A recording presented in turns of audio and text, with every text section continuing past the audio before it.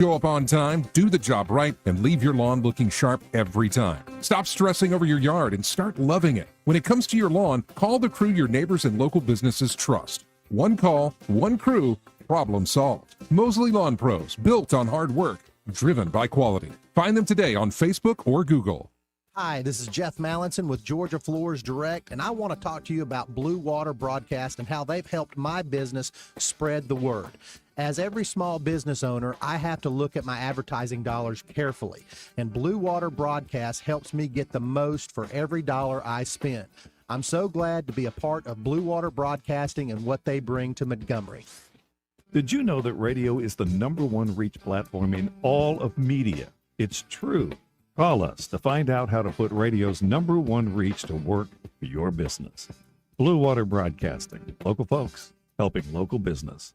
You want your floors to scream new, fresh, and stylish. But if yours are groaning, tired, old, and outdated, you're in luck. Because at Prattville Carpet, you can revitalize your floors while you save on the best brands available with perfect and professional installation and Prattville's unbeatable lifetime warranty. Hi, I'm Ray Bowles from Prattville Carpet. If you're looking for carpet, hardwood, laminate, vinyl plank, or ceramic tile, call us today for your free measurement. Start shopping for your floors right now at PrattvilleCarpet.com. Prattville Carpet, we're more than just carpet.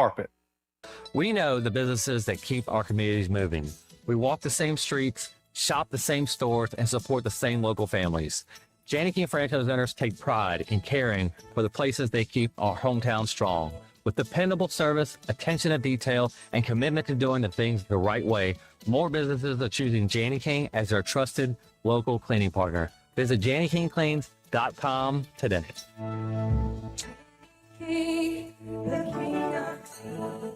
From weddings and concerts to cookouts and construction sites, TT Porta Toilets has been serving Central Alabama for over 30 years. Whether you need standard portable toilets with wash stations or upscale restroom trailers for special events, the Tierce family has the right solution for every occasion. So when you're planning your next big event or project, make it easy on yourself. Call 285-5513 or visit ttportatoilet.com. TT Porta Toilets. Clean, convenient, dependable. A new year brings new opportunities, and right now the market is starting to shift. Interest rates are beginning to come down, which means more buying power and more options for buyers who've been waiting. If you're thinking about buying a home, this could be the moment to take that next step. And whether you're buying, selling, or investing, having experience on your side matters more than ever. At Hannah and Eddie Realty Group, we're also growing our team. If you're an experienced agent ready to make a difference in this market and want to be part of a team that values knowledge, support, and results, call Hannah and Eddie Realty Group, where opportunity meets experience. The views and opinions of the following program are solely those of the host and other contributors. These do not necessarily represent those of Liberty Acquisitions 825, Blue Water Broadcasting, its management, staff, or any advertisers.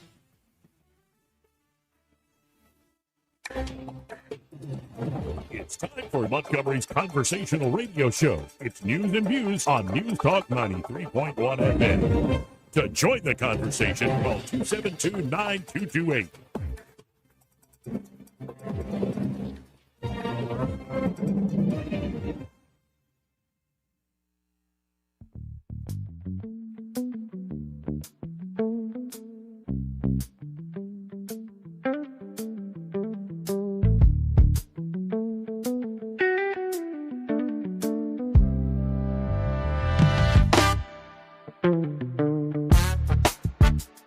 Joey Clark.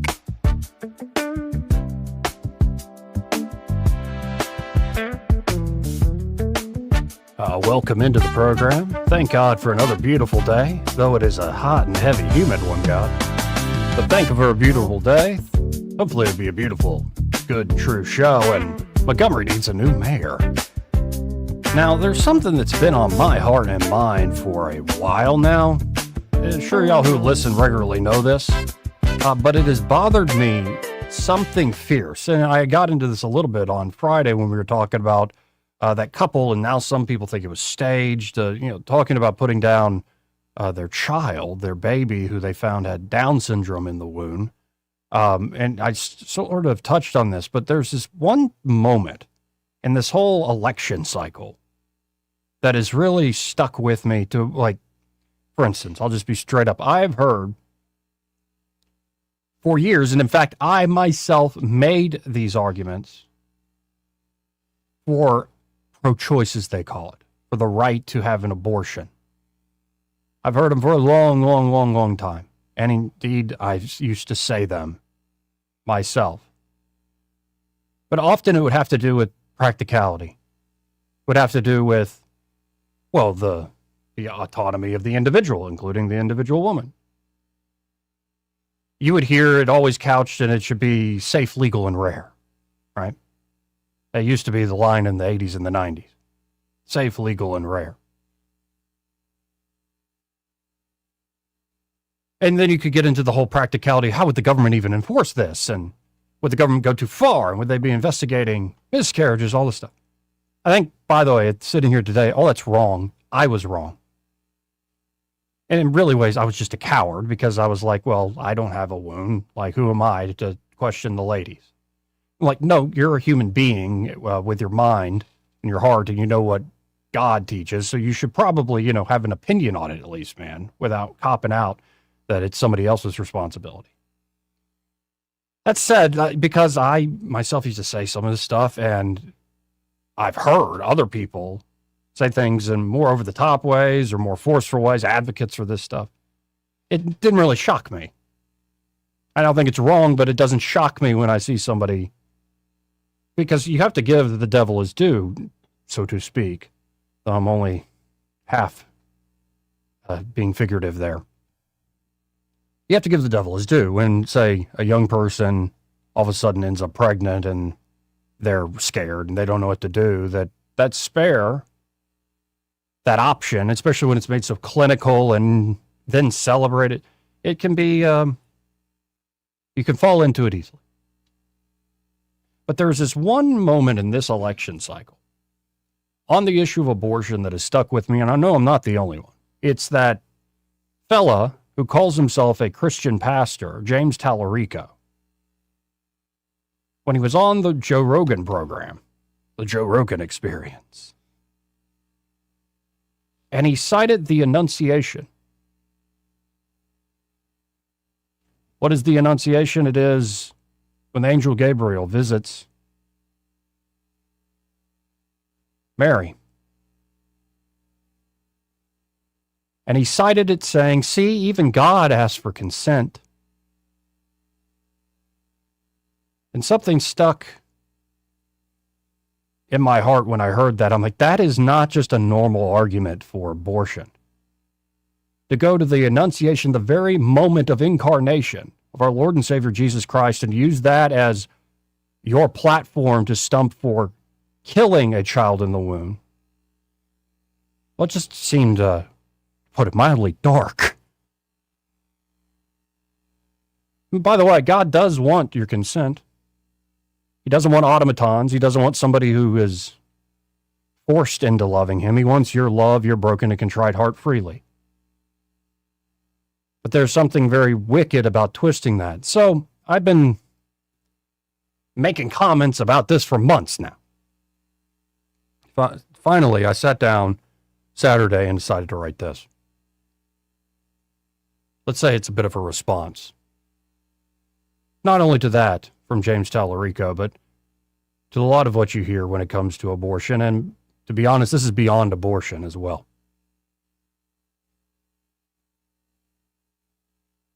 In the 6th month, the angel Gabriel was sent by God to a town in Galilee called Nazareth, to a virgin engaged to a man whose name was Joseph, of the house of David. The virgin's name was Mary. And he came to her and said, greetings, favored one, the Lord is with you. But she was much perplexed by his words, and pondered what sort of greeting this might be. Of course, that is from the Gospel of Luke 1:26-29. For a moment, heaven held its breath, waiting for perfect liberty to breathe, conceived in the woman's yes. Yet the young virgin was troubled and perplexed by what sort of greeting this could be. An angel at my doorstep saying, Ave, to me? She pondered quietly in her heart. Why does he call me full of grace? Why does he say the Lord is with me? And in that moment of the woman's perplexity, the devil desperately whispered in her ear, subtle half-truths told with bad intent to sow seeds of doubt and fear. Don't you know you are already free? That you are already like God? The devil hissed. Don't you know there is godly power in your no? And that God needs your consent? Don't you know, daughter of Eva, you are free to grasp your own bliss? That it is better to suffer for self than to suffer for him in the pursuit of happiness? Though the woman heard these whispers, she remained unmoved and without fear. A rose without blemish or thorn, she kneeled and continued to ponder the angel's words in her heart, her trouble overshadowed by wonder and awe. This made the devil even more desperate, as his words became clumsy, bitter, and biting, consumed by the venom of his own fear. Don't you know that if you bear this child, your life will change? That your friends and family will be ashamed? What will the others think of you? No one will believe that a virgin conceived a child merely from the words she heard, the devil said in vain. What if there's something wrong with the child? And what will your betrothed, chaste Joseph say? Would you bring disgrace upon him in the house of David? Don't you know you could be divorced or put to death according to the law? The woman was no longer listening to the serpent, now amazed by the angel's promises of a son. This made the dragon breathe fire as his hatred and envy consumed him. A son? They promise you a son for you to cherish and love. You do not know what you've done, woman. You do not know what you've done, the devil cried. Do you want to know what will become of him and thus become of you? He will be hunted by kings from the day of his birth. Innocent children will be slaughtered in his name. He will be driven into exile in foreign lands. He will be defamed, accused, mocked, tortured, and maimed. He will be killed in the most humiliating way. He will bleed and die in agony on a tree like a forsaken, forgotten slave. He will be pierced through, and a sword will pierce through your soul as well. As his mother, you too will have to suffer his wounds of body and spirit more than any other creature God has graced. The woman then turned and looked the devil right in the eye. Her eyes were like the moon fully clothed in the sun. Do you still wish to be a mother to this child? The devil cooed, thinking he'd finally won. You could always be a mother to some other child some other day. Think of your own well-being, your own dreams. Think of all the suffering and hardship you could avoid if you just say no. A board no one will ever know. No, the woman said to the serpent with the twinkle of a warrior queen in her eye. You are wrong. You have been a murderer from the beginning, the first deceiver who started by first deceiving himself. You disobey and wound yourself and call your desolation freedom, but you are a slave to death, futility, and decay. Yes, I may suffer as I witnessed my child suffer, perhaps more than any mother will ever have to do. But don't you know that from the wounds we bear for others, everlasting flowers bloom? But to suffer out of obedience and love is greater than any promise of sin. My soul magnifies the Lord in every way. The devil slithered off, beaten and broken by his own game, as heaven breathed a sigh of relief, seeing human and divine humility become one and the same. As the woman turned to the angel Gabriel to say, Here I am, the servant of the Lord. Let it be with me according to your word.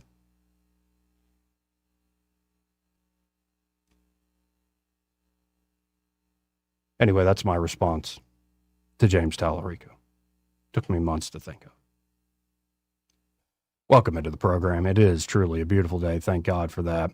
And we got plenty, I guess, we can get to. Of course, my mind is on tonight, the debate that will take place. Troy Carrico's here in studio with me. And how you doing?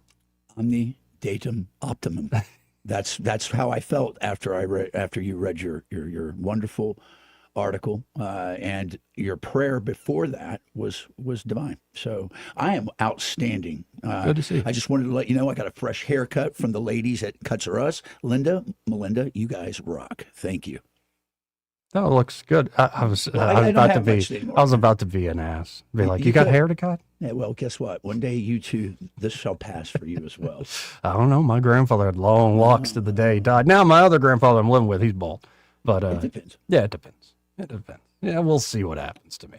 But you excited for this debate tonight? I certainly am. I get to see, we're going to, the Admiral, his wife, and Cinco, and his wife, and Robin and I are going to be there, and we're excited.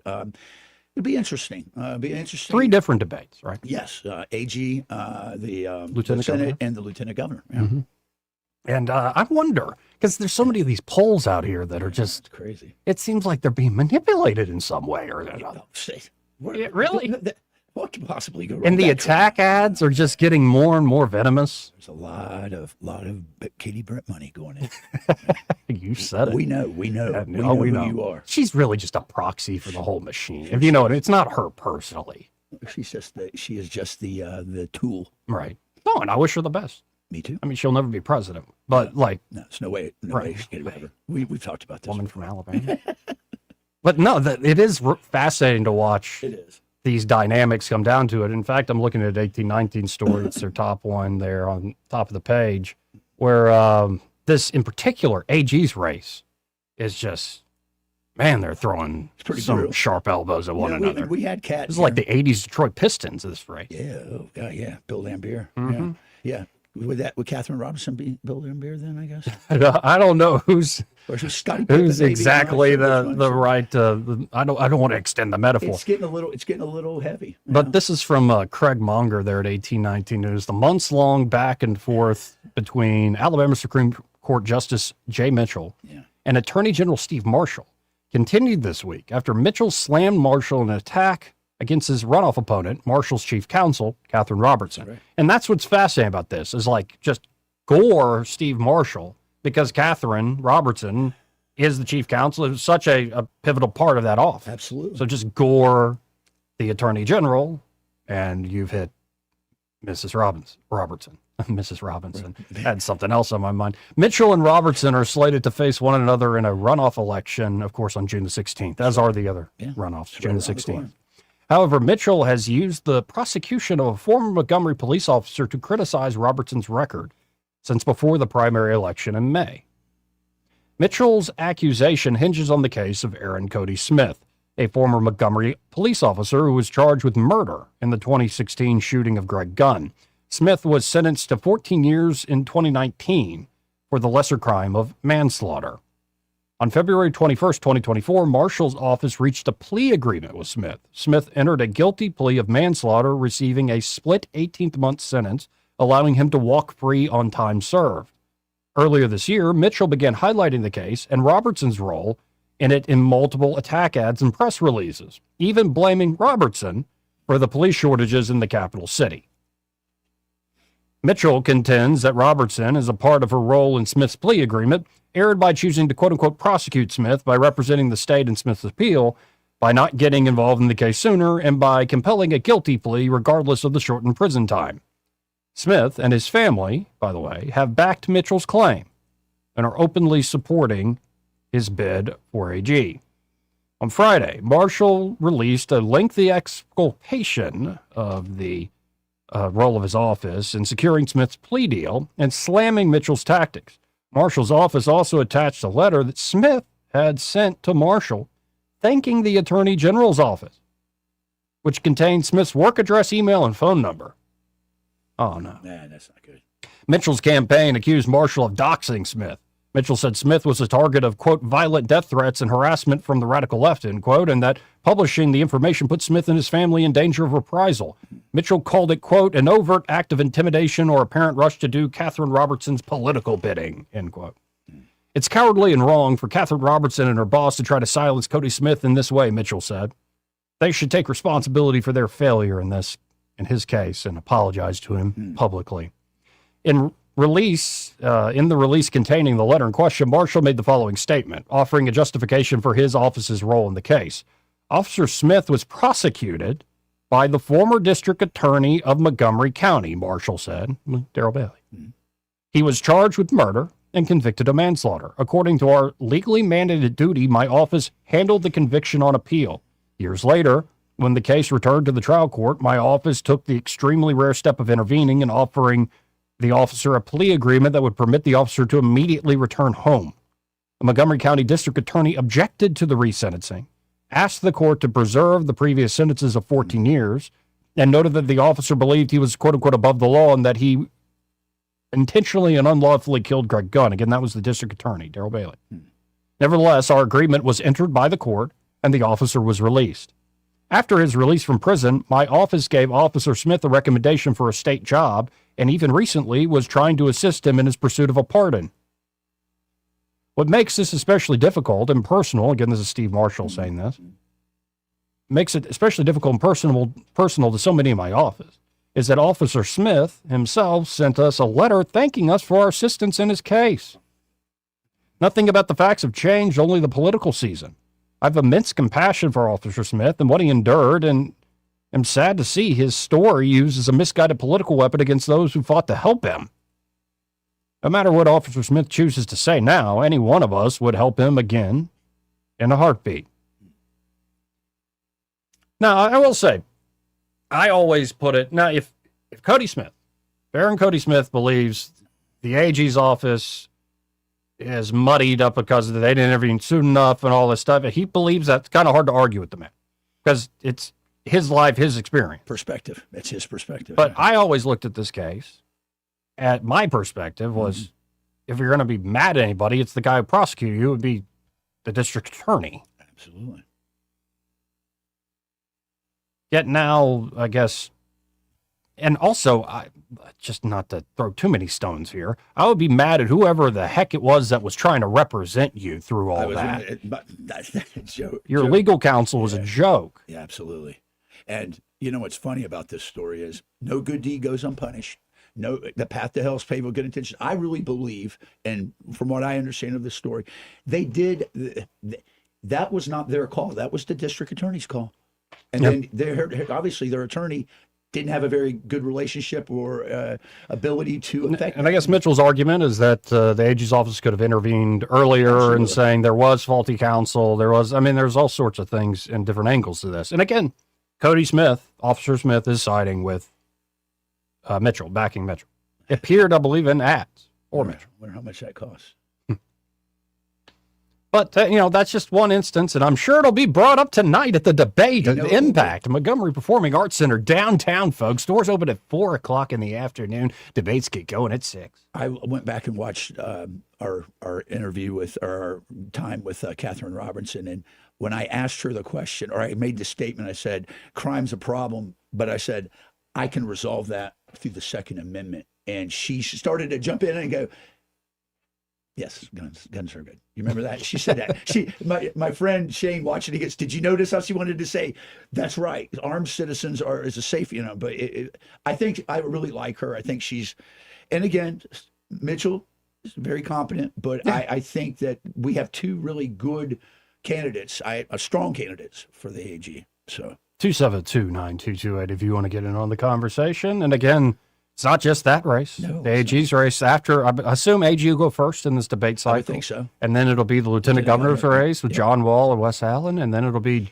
Jared Hudson and Barry Moore, both former Navy SEAL Jared Hudson, U.S. Congressman Barry Moore. And veteran. Make sure listen, I was listening. We could get into that a little later. I want to, because Charles I called into the Besant show. Beeson show. We don't have the Treasury Secretary before. Besant, Beeson. I mean, Alabama Unfiltered. Anyways, and the statement was made that obviously the dark money that's throwing this is a SEAL. This is just a guardsman. And let me explain something to you, brother. Yeah. I don't care if you did 1 year, 2 years. That's the problem with this veteran mentality is, I only served 2 years. I'm not really a full-blown vet. No, yes, you are. You did more than anybody else. Right. Shut up. So we'll see. We'll see how that bakes out. I don't think but I can't be a veteran. I wasn't on Joe Rogan talking how my body got possessed by a demon in Erbil, which we have that clip on. I know. That's pretty crazy. Well, I had my own. Oh, I know. I've got that for later. Okay, good. We don't have to do all of your personal stuff, but I'm saying that people have seen stuff. But you're still a veteran, even if you didn't see demon possession in Ordeal. That's the point. You're still a veteran. You're probably more of a veteran. Anyway, let's go to line 1. You're on there. Who's this? Simpler Days. Hey, how you doing? Good afternoon, gentlemen. Hello. Why don't you, Joey, invite Cody on the air and let it come from the horse's mouth? Let him tell you exactly how it went down. He's welcome to be on the show anytime. So if I give him a call and say, Cody, why don't you call Joey and discuss the matter? That'd be great.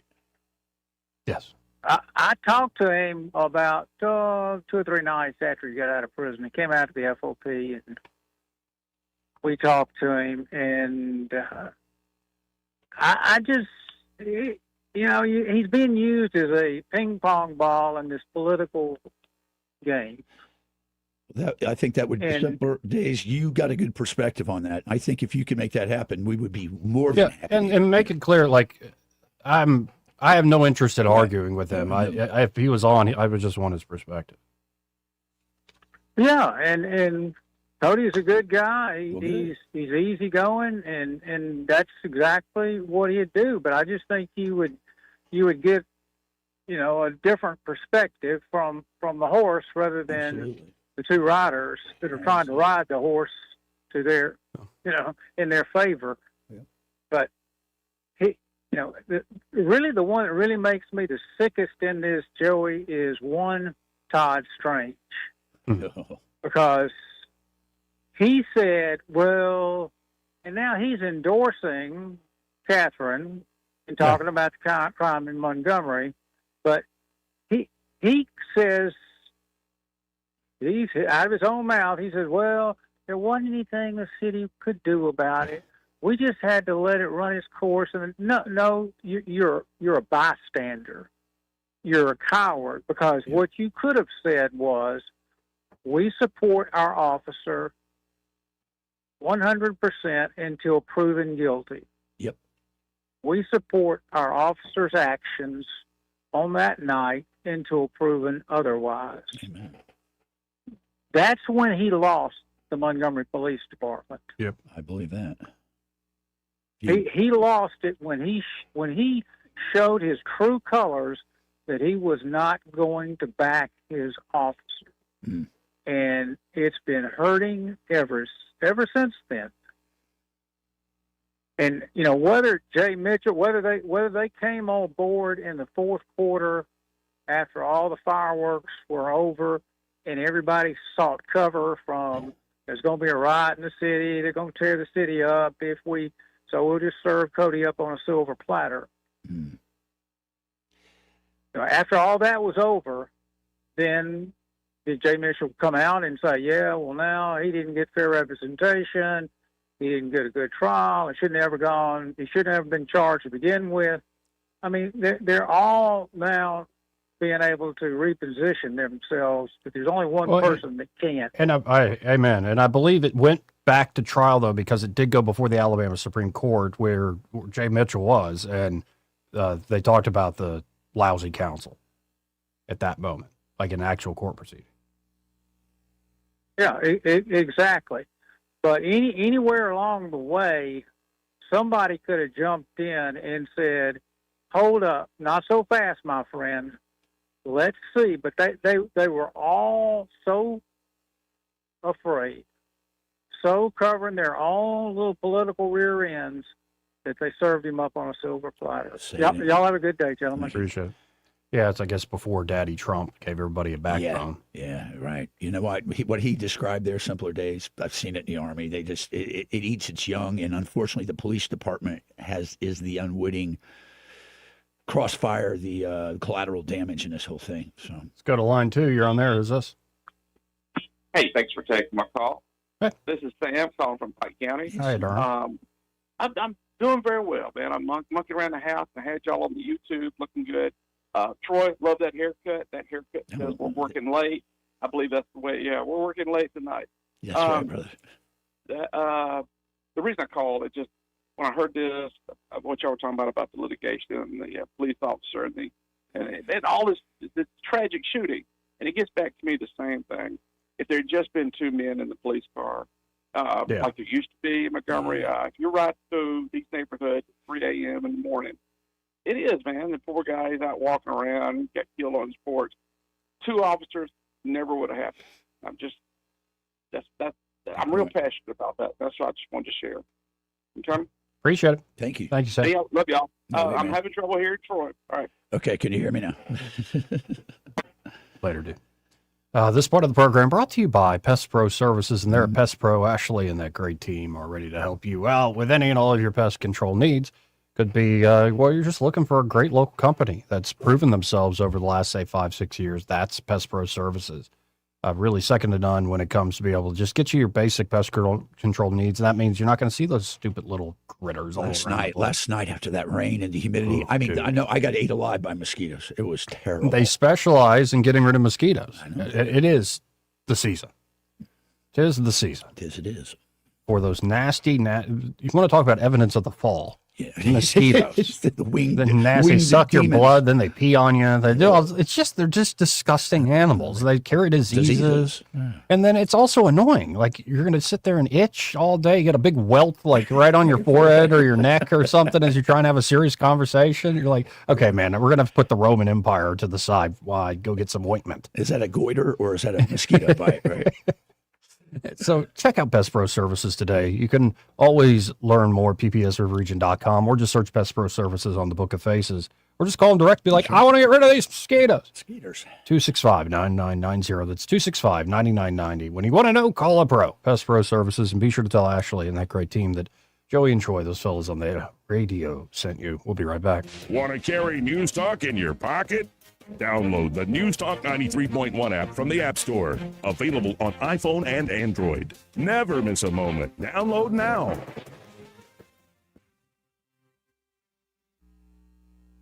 "2026 marks 60 years that hope has had a home in Alabama. At the Alabama Sheriff's Youth Ranches, children who've lost everything through no fault of their own have found something priceless. A safe place to live, a loving Christian family, and the chance to simply be kids again. Here, boys and girls grow up surrounded by care, guidance, and faith, learning right from wrong, learning responsibility, learning they are valued and that their lives have purpose. As the Alabama Sheriffs have believed for 6 decades, it's easier to build boys and girls than to repair men and women. These former ranchers are now teachers, parents, business owners, and leaders, living proof that love, structure, and faith can change a life forever. As the Alabama Sheriff's Youth Ranches celebrate 60 years of serving Alabama's children, you can help ensure the next child has the same chance. Learn how you can make a difference at alabamasheriffsyouthranches.org. 60 years of building lives, and we're just getting started. For too long, Alabama's statewide news companies have shamed us for our conservative Christian values. Alabama deserves a news company that cherishes our culture, a company that isn't bought and paid for by the powers that be. 1819 News is that company. Run by Alabamians for Alabamians, 1819 News celebrates what is good and beautiful about our state, while exposing those who work against our values in secret. Just go to 1819news.com to learn more. Subscribe to our newsletter. That's 1819news.com. With the Wall Street Business Report, I'm Rich Thomason. Wall Street pointed toward early gains and oil prices briefly rose more than $4 as fighting between Israel and Iran escalated. Oil prices settled back after Iran's military said it would stop offensive operations. Brent crude, the international standard, was up $1.12 to $94.21 a barrel this morning after being up $4.60 a barrel overnight. Chip maker Micron jumped 7.2%, while Supermicro Computer, which makes servers and other data storage products, rose 6.3%. Apple is expected to unveil new artificial intelligence features at its annual developers conference starting today. It's the last worldwide developers conference featuring CEO Tim Cook before he turns over the reins to John Turnus in September. For the Wall Street Business Report, I'm Rich Thomason. Rich Thomas Weather, a service of Riverside Chevrolet Wetumpka. If it's Chevy, it's Riverside. Best price, best selection. Check them out on the web at riversideusa.net. Rich Thomas Weather. Hi, everybody. No surprises in this forecast. It's very typical for the early part of June. Lots of humidity. Today's high temperature up to about 86. Limited sunshine. There'll be some, but a lot of clouds. Spotty, random, scattered showers and thunderstorms, most numerous in the afternoon and evening hours. Tonight's low 71. Then, as we look towards Tuesday, Wednesday, Thursday, and Friday, little day-to-day change. Very humid, upper 80s on Tuesday, near or above 90 Wednesday, Thursday, and Friday. Lows at night in the lower 70s. And every day, you got it, scattered, random, pop-up. Mostly afternoon and evening, showers and storms here and there. Some towns get wet, others don't. From the Blue Water Weather Center, this is Rich Thomas. Live, local talk. The River Region's most trusted voice for news and opinion. News Talk 93.1 FM WACV.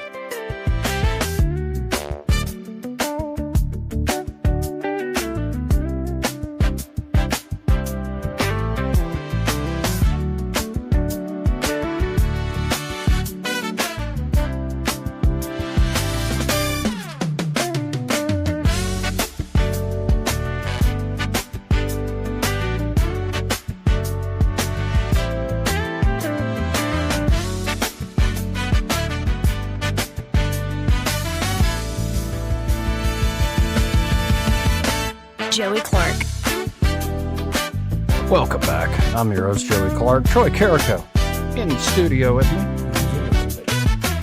And there's so many different areas we could go to here because we just touched on local politics. But, you know, I mentioned the demon possession in Erbil. I'm very familiar with it. And, I mean, who is this guy? Because I've seen him before, like he's an arm wrestler, professional arm wrestler, world champion arm wrestler. Yep. Devin Larat, I think it's Larat, yeah. And a massive man, number one. Like, and I've seen videos with all his sons, and they're all arm wrestlers too. And he just has these mitts on him, where I'm like, gum, I don't want to get in a fight with that guy. But he was on Rogan. He told all sorts of crazy stories. Like Rogan asked him about, well, may I ask you? You ever see the Giant of Kandahar? Yes, I've not seen it, but I. But you've seen very big people. I have seen large, red-haired and non-Pashtun Indaris in the mountains. Yeah. Very large. By very large, clearly over 7 foot at least? These were, the guys I saw were about 6'6", probably 6'6". 6'7". They were big. But they were big dudes, and they big red beards. I've seen them. They're up That's in the weird. They're Red up in beards. coast. They're up in the northern regions of Afghanistan. But I have seen a demon myself at Abu Ghraib prison in Iraq. They are there. They prey upon war. War is a feeder to them. Of course. Yeah. Like just the literal violence, but then also the psychological, like shattering, like the amount of like psyche, entrance attack vectors they get from that. Yeah. But let's listen at least to the beginning of this. This was Devin Larat on one of his buddies. He noticed this. Hopefully they don't start dropping F-bombs in this clip. We'll see. Interesting story that I'm in any way kind of close to is from that region of the world, and this is a whole nother can of worms, but it's so weird. It's demonic possession. You know, we had a guy,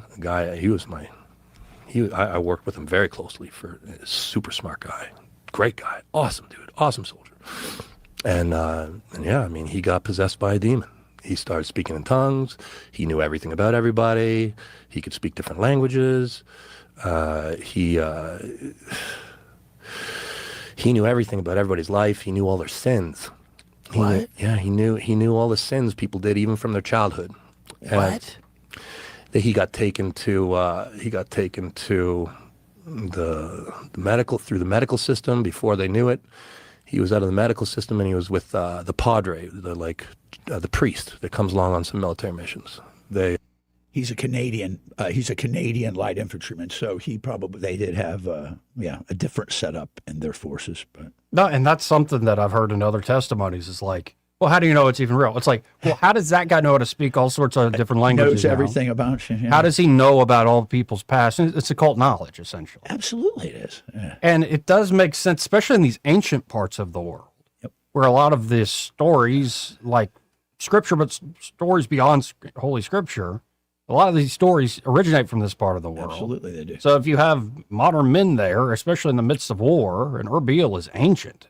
Very ancient. Yeah. Like, I wouldn't be surprised that something would get a hold of somebody. Remember where that is now. That's Nebuchadnezzar's realm. That is Babylon. Yeah. Where I've had my experience as well. Yeah. No, and without necessarily going to do, would you say you know others that have had similar experiences? Yes, absolutely. There's a group. Lou Elizondo can tell you a story separate than aliens about that as well. So I believe it. Yeah. And there is, and honestly, there is a lot of overlap with the demon conversation and the alien conversation. And I think one of the things you have to differentiate between is the fog of war is real, but like I said, there is an element of supercharged, I believe, supercharged opportunities for very questionable things to manifest themselves. And insofar as the large men, we know about the Nephilim, right? We know about Nephilim, the Grigori and all these that were in that space. In that interview, that guy, Devin Larat, says he was there on a mobile mission. He said he hated those because essentially that's you're out and about looking for a fight. You're on patrol. Yeah, it's called movement to contact. And they said you're they're out there to get contact. They're meeting one of the warlords. Yep. And he's not the one meeting the warlord. They said he's just a dumb gunner on top of the truck, but they're about 200 meters away. Right. And he said that optical, so like I was able to look up close at it, and he said, "I swear this guy was 8 feet." Like we had some tall dudes meeting him. We were like 6.5 feet, 6'4", like big dudes, and they'd come up to his nipple. And like everybody else around him, normal size from the Afghan side, but this dude is like massive. And then apparently he started talking about there are other huge peoples up in Canada. Yeah. That are well known for being 7+ easy and sometimes over 8 feet. Yeah. And you're like, well, there's some weird stuff out there. Well, I believe there's remnants. I mean, come on. Goliath there's no doubt what Goliath was. I mean, he was their champion, but he was a Nephilim. And the thing is, what's interesting about this cat is, and I was just reading his background, I served briefly with as a liaison with the Princess Patricia's Light Rifles, probably the best infantry group and unit that the Royal Canadian Military has. So here's an interesting stat for you, for all you would-be snipers and shooters out there. On the top 10 list of longest shots ever recorded in military kills, half of them are Canadian. And that's because... Why would that be? Well, you go up. These guys in the Northwest Territories, they grow up hunting moose, elk. They're an interesting lot. But this guy is legitimate. I think when he's saying this, there's a story too that about an Army Special Forces group that was up in that area that was attacked. And this is, I don't think this happened. I've researched it. I can't find any evidence in the medical court. But there's lots of stories about heathens, big creatures up there that are men that are not of our ilk. So anyway, on this note, in a second, I want to go to, Steven Spielberg's trying to pump up his new movie, Disclosure Day. Yeah, right. I saw that. Yeah, and part of me is like, hey, stop trying to freak us out, man. Just put the movie out. Thank you, Lou, for all you've done to open up this Pandora's box. I know. And before we get into that, this part of the program brought to you by Montgomery Men's Health. And there at Montgomery Men's Health, they can help you gentlemen feel like men again.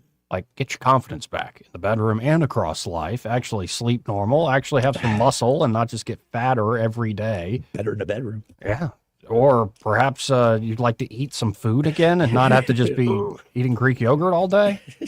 Like, I don't know. There's just different things where you can just feel down. Yeah. Like your sleep patterns are all off. You do lose confidence, not just in the bedroom, but like jobs you used to do or work around the house you used to do. Now you're second guessing yourself. Yeah, happens. Well, you don't have to live this way. And heck, maybe you never really felt like a man. In fact, there are a lot of guys with low testosterone in their 20s, and it's just really a big problem. We're not sure exactly what's causing it. Maybe it's just the lack of stress in modern life or certain types of stress in modern life that up your cortisol without actually giving you a reward to go physically do something. Maybe there's something to that. I don't know. But if you are, say, a fella in his 20s and you just feel like crap for no good reason, at least go by Montgomery Men's Health. Get checked out. Maybe you have low T. And of course, they can also help with acute problems like ED, PE. They can help with things like prostrate, any of yeah, that. Yeah. So check them out today with Urology Back Medicine. It's an in-person visit. They'll do a blood draw, get your labs done quickly, and then treat you with a personalized, customized plan. And, you know, a lot of guys feel decades younger or actually just feel like men again after going to Montgomery Men's Health. And they all say, I wish I'd known about this earlier or at least signed up or made an appointment earlier. Well, make that appointment today. Don't procrastinate. Don't wait. 440-3663. That's 440-3663. Or you can book online in under 30 seconds at MontgomeryMen'sHealth.com. That's Montgomery Men's Health for every man in every season of life. Here's a little bit of Steven Spielberg talking about how he's always believed there's aliens. Here. Have two parts. Okay. Have aliens been here? And do you think they might still be here? Well, based on the circumstantial evidence of everything that I've gathered throughout my whole life, and everybody I've listened to, and every documentary I've ever watched, and all the testimonies in Congress that I've heard, I absolutely think that they have been here, and they are here, and who knows, maybe they've always been here. Last thing, I'm just curious about this, because the heyday of science fiction was the 50s in many ways, right? And for movies. Yes. And most of those movies dealt with the threat that these people from another planet, another galaxy, the universe would possess. But you right away sort of thought, well, yeah, and War of the Worlds, you've done that. We've seen what could happen. But the presumption is they've come a very long way, right? Mm-hmm. And they have very sophisticated, you know, these reports are, you know, there's no explanation for how they're staying up in the air. There's no propulsion. Why would more sophisticated people come here to harm us when it seems like it would be interest? Let's put it this way. I've done both.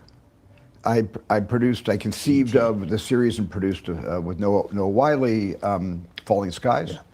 And, you know, the Men in Black film series I co-produced, and War of the Worlds I directed. David Koepp wrote War of the Worlds. But then there's Close Encounters, there's E.T., there's Disclosure Day. So I've sort of, and that basically is not my belief system. I thought at one point, I can make more money if they're bad, and they come down and start wrecking everything. I can get more special effects out of destruction than I can by benign interaction. And so that side of me has a lot of fun. But although War of the Worlds was a serious metaphor for 9/11, so I take that film much more seriously. It's a little different. That was it's a metaphor. Different thing. It's a different thing. But my heart and my soul tell me that this isn't an aggressive off-world. There's not an intentional villain up there drawing their plans against us. I do not believe that. That's more you. That notion is more. That's core who I Steven feel Spielberg is. My core beliefs are.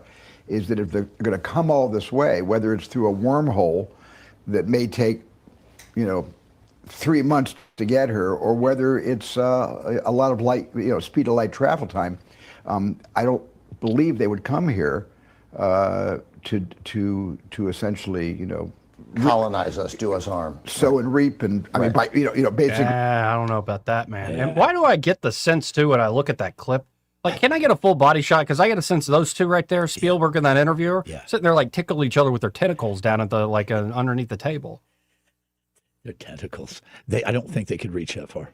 Oh, they can. You think that detract it? Yeah. You know, they yeah. send Okay, out. so I got you. Yeah. All right. Yeah, there's some weird kind of tete-a-tete there that's like, you know, but it's also interesting. Like, do I think there's a possibility? I think the idea that it's just like they travel by the speed of light a really long way. I'm like, I think that's a lame excuse. I think that they honestly, my thoughts are, after researching some stuff and having access to things that are semi-classified, it's not so much that they travel like Star Trek and warp. Right. It's that, like Einsteinian relativity, the idea of bending space and time and coming in and out of it in folds and multifolds. And also, if something, say, is an interdimensional being, I'd imagine there are some that want to help us and some that want to hurt us. Well, let's be honest. When did it, as Lou said, when did this all begin? Really, it began when we split the atom. That's when we noticed a surge of stuff. And then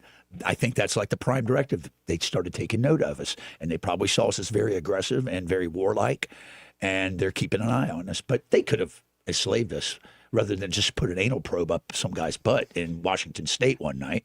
They could have put us all in shackles, right? Yeah, no. Turns out there was a receipt. He paid for that. It wasn't an alien. It was some lady named Donna or Donna. I don't know. Anyway, Anyways, you may not know whether he's coming or going. But whether you're going to work or coming home, Greg Budell is there. Mornings, 6 till 9, and afternoons, 3 till 6. Only on News Talk 93.1 FM, WACV. Hi, I'm Carl Schmidt, naturopath and owner of the Herb Shop Wellness Center at 8161 Vaughan Road. You know, with over 30 years experience in natural wellness, I've seen countless health fads come and go. A few years ago, we added a patented technology that actually activates your stem cells. It reverses the aging process at the cellular level. However, you do need proper hydration and targeted nutrition. At the Herb Shop, our advanced scanning and testing technology allows us to accurately assess your nutritional needs and get a customized plan for you. Come in today and see what the Herb Shop can do for you. The River Region's News Talk station. News Talk 93.1, WACV. News Talk 93.1.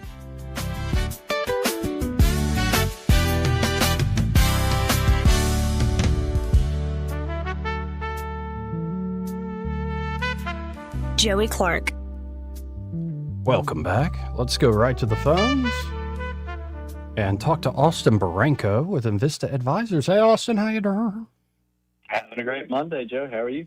Very good Monday, better than I deserve. Let's tell folks about Invista Advisors and what y'all can do for folks. Of course, y'all have say I come into a little bit of money, or I started making a good bit of money I saved, and I want to actually invest it in the stock market. Y'all can help with that, right?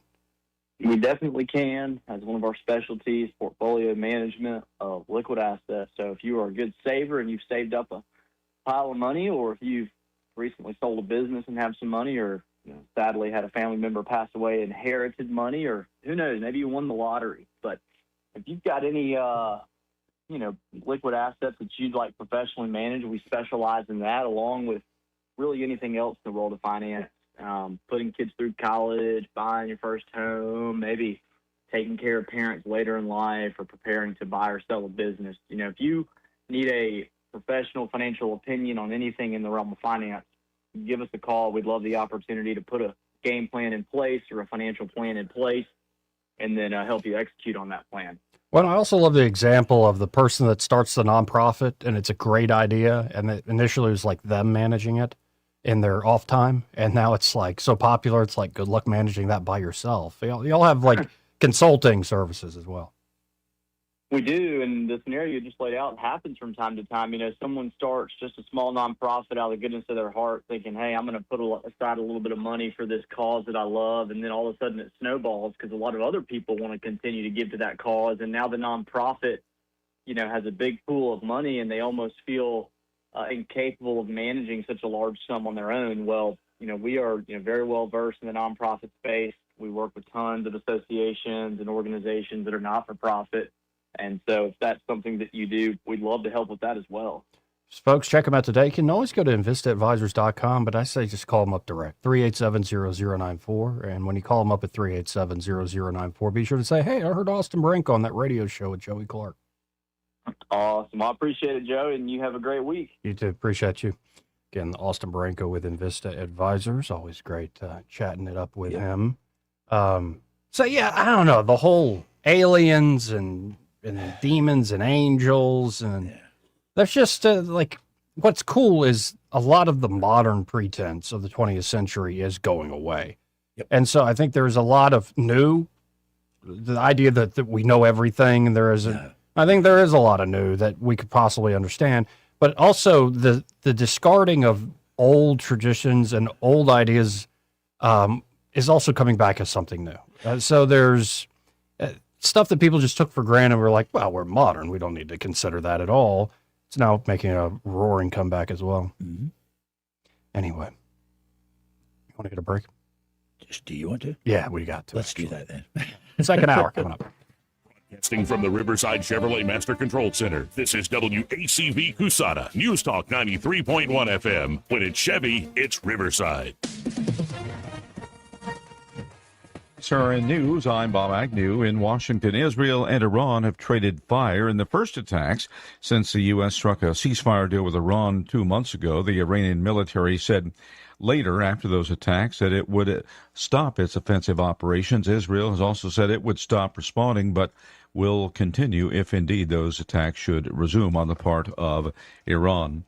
This year's edition of the World Cup will be the biggest ever, with an expanded field of 48 teams, 3 host countries in all, and 16 stadiums, staging the record 104 matches over the 39-day tournament. It's being held in the U.S., Canada, and Mexico. It gets underway on Thursday.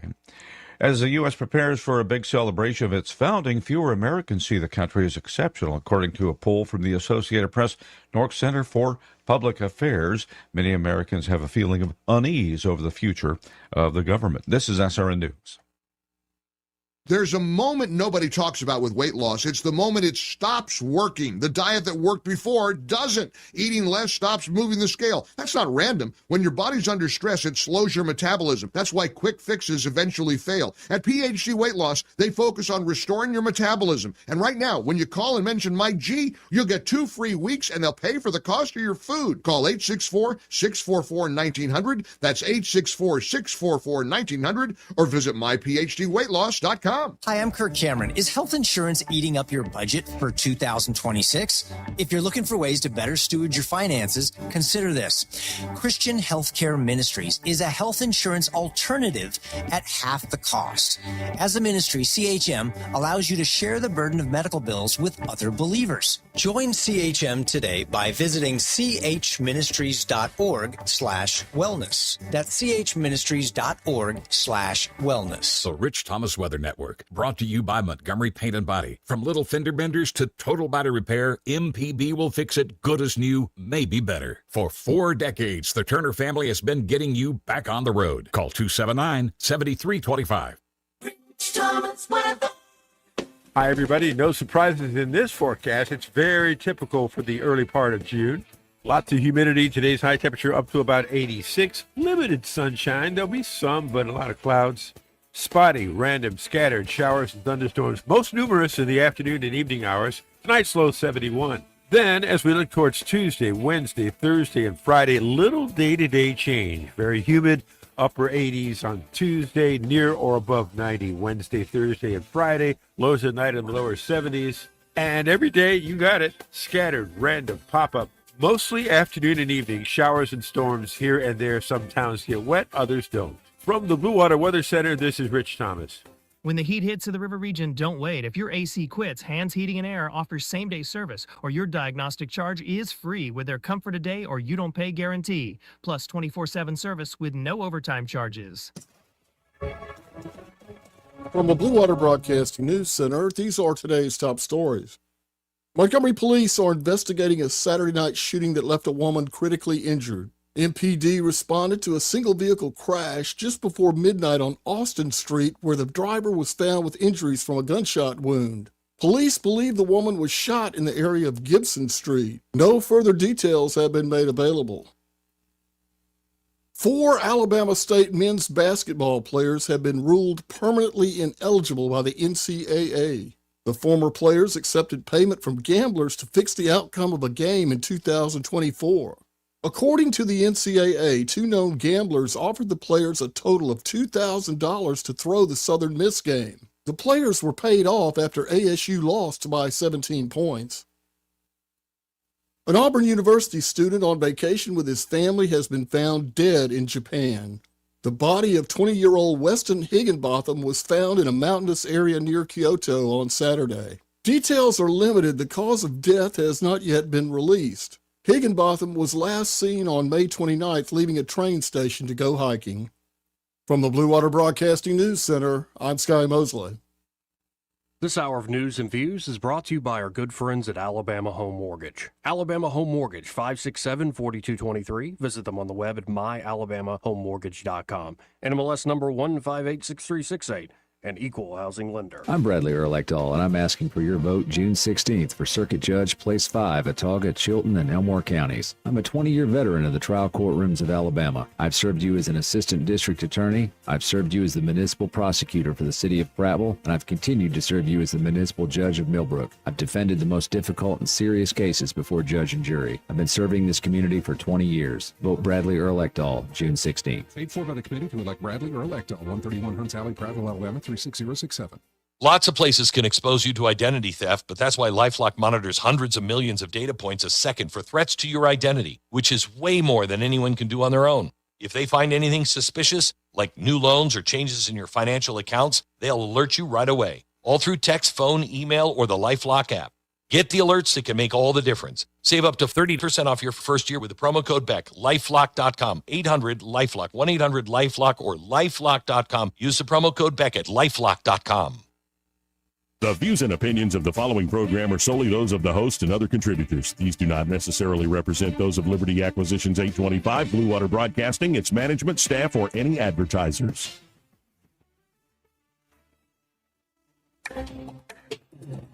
It's time for Montgomery's conversational radio show. It's news and views on News Talk 93.1 FM. To join the conversation, call 272-9228.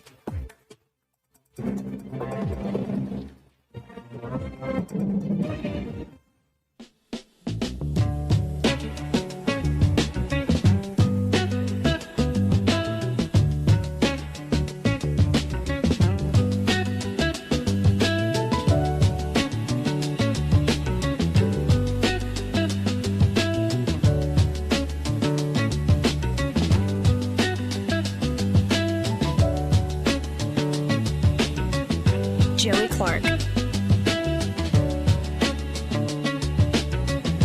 Welcome back. I'm your host, Joey Clark. Troy Carrico here in the studio with me. So there was a whole thing that happened where Iran shot missiles at Israel and Israel shot back or something. No, they did several deep airstrikes in Iran. Yeah, we can do that. Yeah, it's like back and forth, back and forth, back and forth. Like I can pull up here. It's a live blog. It's not an Iranian news source, but it's Iran International. Citizen Free Press always links to it. And it's just got a bunch of it. Iran and Israel halt attacks after Trump demands immediate ceasefire. Israel had planned dramatic Iran attack before Trump called it off. One of the leaders of Iran says not afraid of U.S. talks collapsing. Trump warns Netanyahu he could be left alone against Iran. Iranian missile raids on Israel hit targets aiding Hezbollah in their war. U.S. military says it disabled another tanker over Iran blockade violation. Iran says airspace has returned to normal after military operations ended and the Israeli strike. And so the point is, folks, this is happening hours, by the hour. A lot of crazy stuff going on. So here's what Trump had to say, and he's always got comments on everything. It's amazing all the different things you've got to comment on. But both sides, Israel and Iran, are looking to do an immediate ceasefire, which is in all caps. Yeah. Final negotiations on quote-unquote peace are proceeding, subject to ignorance or stupidity getting in its way. The blockade will remain in place and in full force and effect until a final deal is reached. Things should move quickly. Thank you for your attention to this matter. Donald J. Trump. President Donald J. Trump. Mm-hmm. So, people are like, oh, no, the war's back on. Trump. Stop it.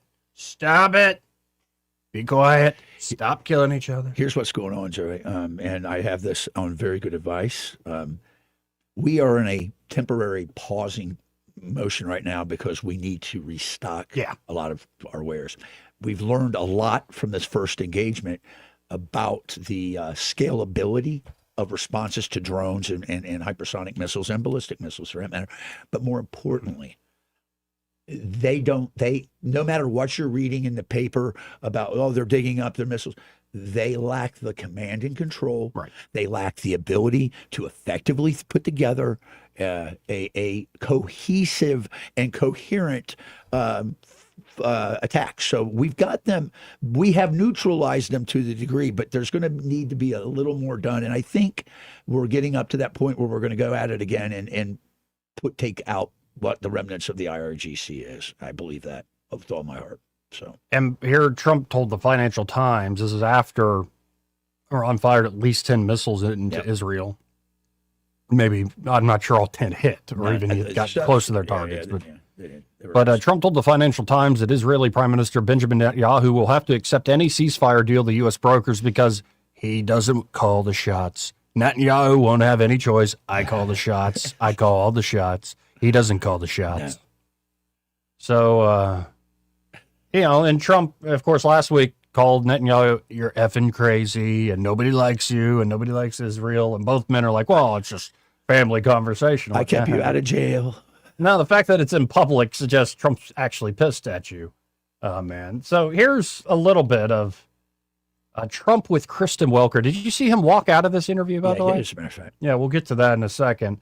But here's a little bit of the going back and forth about what's going on with Iran and how this continues to drag on.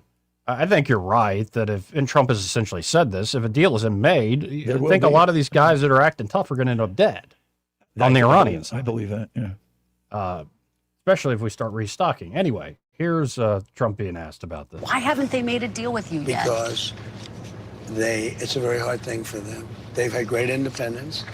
They've dealt with very weak and ineffective leadership on behalf of the United States and other countries, frankly, that allowed them to get away with murder. And I think they can't believe they're in the situation where they've been virtually decapitated. But if they're so desperate, Mr. President, why haven't they said yes to the terms you're Because they're proposing? strong, they're proud. There are things they never thought they'd be doing that they're going to have to do. They've got no choice. And it takes a little while. You're talking about 47 years of getting away with whatever they wanted. I mean, this should have been done long ago. This should have been done by other presidents or other countries. It doesn't have to be us, other countries. But they were very close to having a nuclear weapon twice. That was when I terminated the Iran nuclear deal, which was a path. That deal, the JCPOA, that deal was tantamount to giving them a nuclear weapon. It was a horrible deal given by Barack Obama and really penned by him. It was a horrible deal. It was, it expired long ago. I terminated it. But had I not terminated it, it expired long ago. It was a short-term deal. It was a road to a nuclear weapon. They would have had a nuclear weapon 5 years ago. So, Trump kind of handles his own when he's pressed on a lot of this stuff, but it's still ongoing. And I think there are a lot of people, like I saw the Mooch, Anthony Scaramucci, that slime ball. He is. No, but maybe he's actually a good guy, Joe. I'm like, okay. You got to take a shower after you listen. But I have to give the devil his due, where Mooch is on with Don Lemon.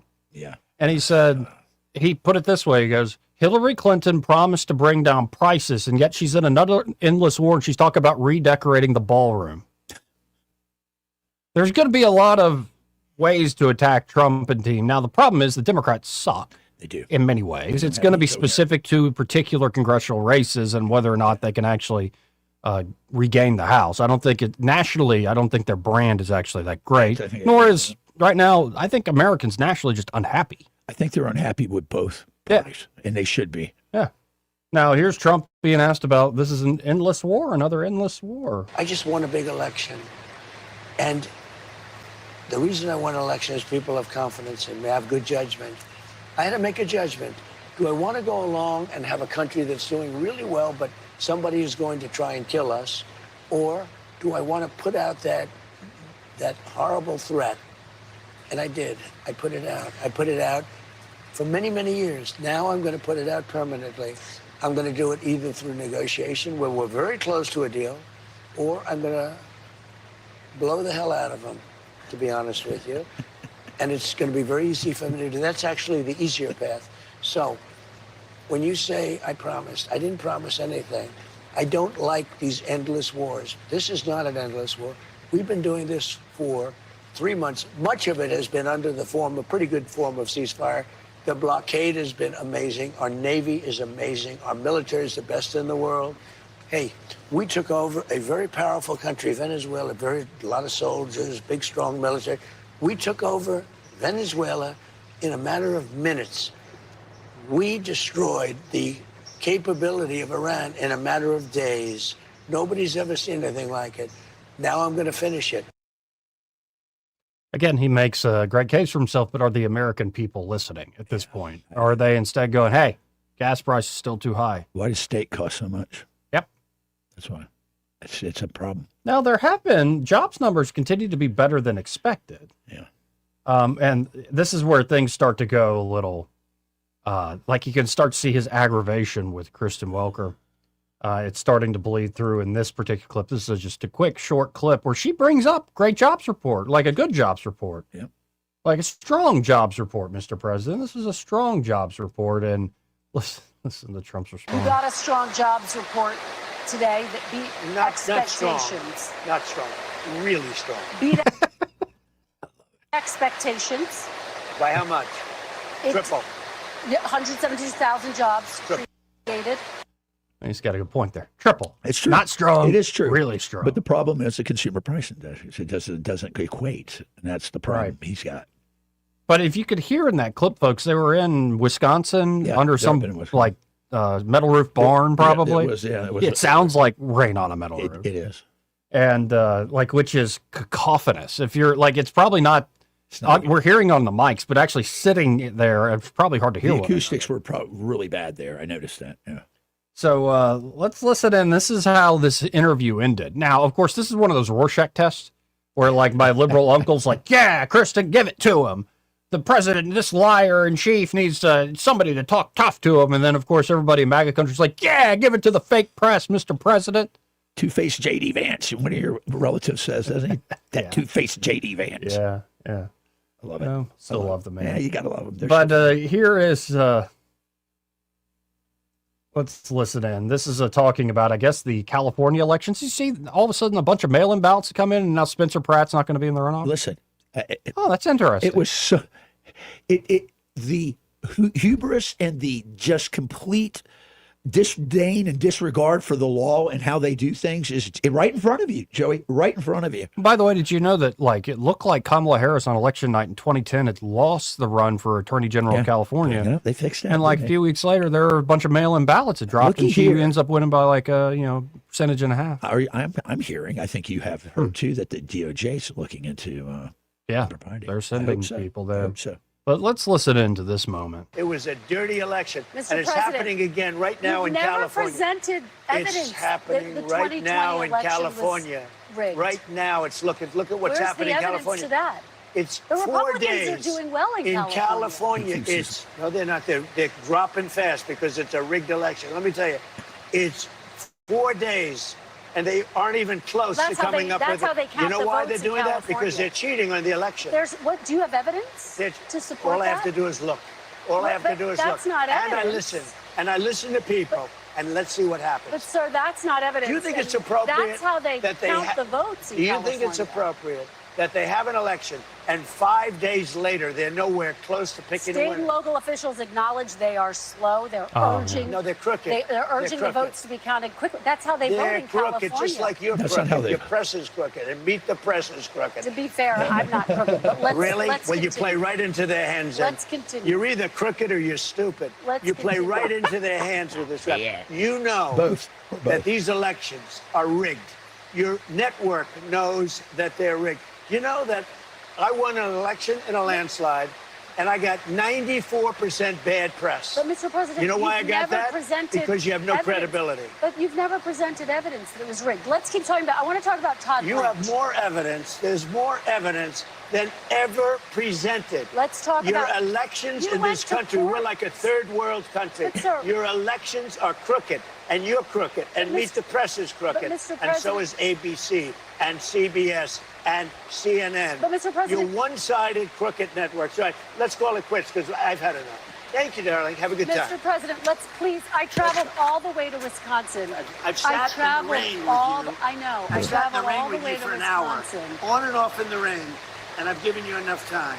You ought to straighten out your press, because you know what? Mr. A President, country can never be We great traveled with a dishonest Listen, press. we Come on, let's traveled go. all the way to Wisconsin for this interview. I love in that moment of he's so frustrated. He's like, by the way, don't hit your head on that light, Yeah, darling. yeah. He's right. He's right. I had an hour, and they don't want to hear. They don't want to hear anything out of him that's not their narrative. So anyway, 272-9228. Let's go to line 2. You're on there. Who's this? It's Papa B. Hey, Papa B. How you doing? You know, I can't avoid calling in when it comes to election fraud.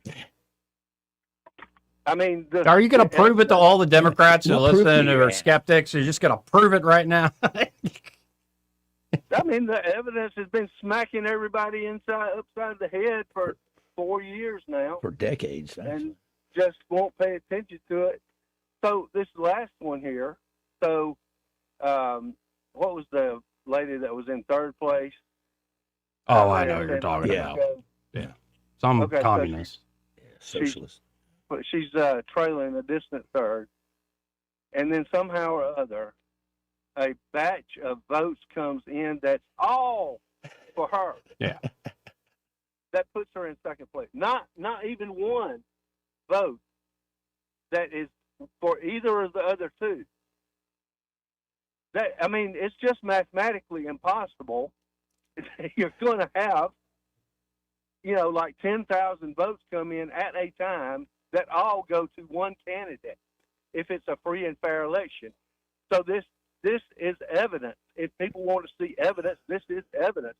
But the problem is they don't want to see evidence. They know it's crooked. Either that or, like Trump says, you're stupid. Or both. If you want to see the evidence, there is evidence. It's like knocking you in the face. It is right in front of you. But they don't. But people don't want to see it, and then they want to turn around and gaslight you. Like, oh, you're so stupid. How can you say this because you don't have any evidence?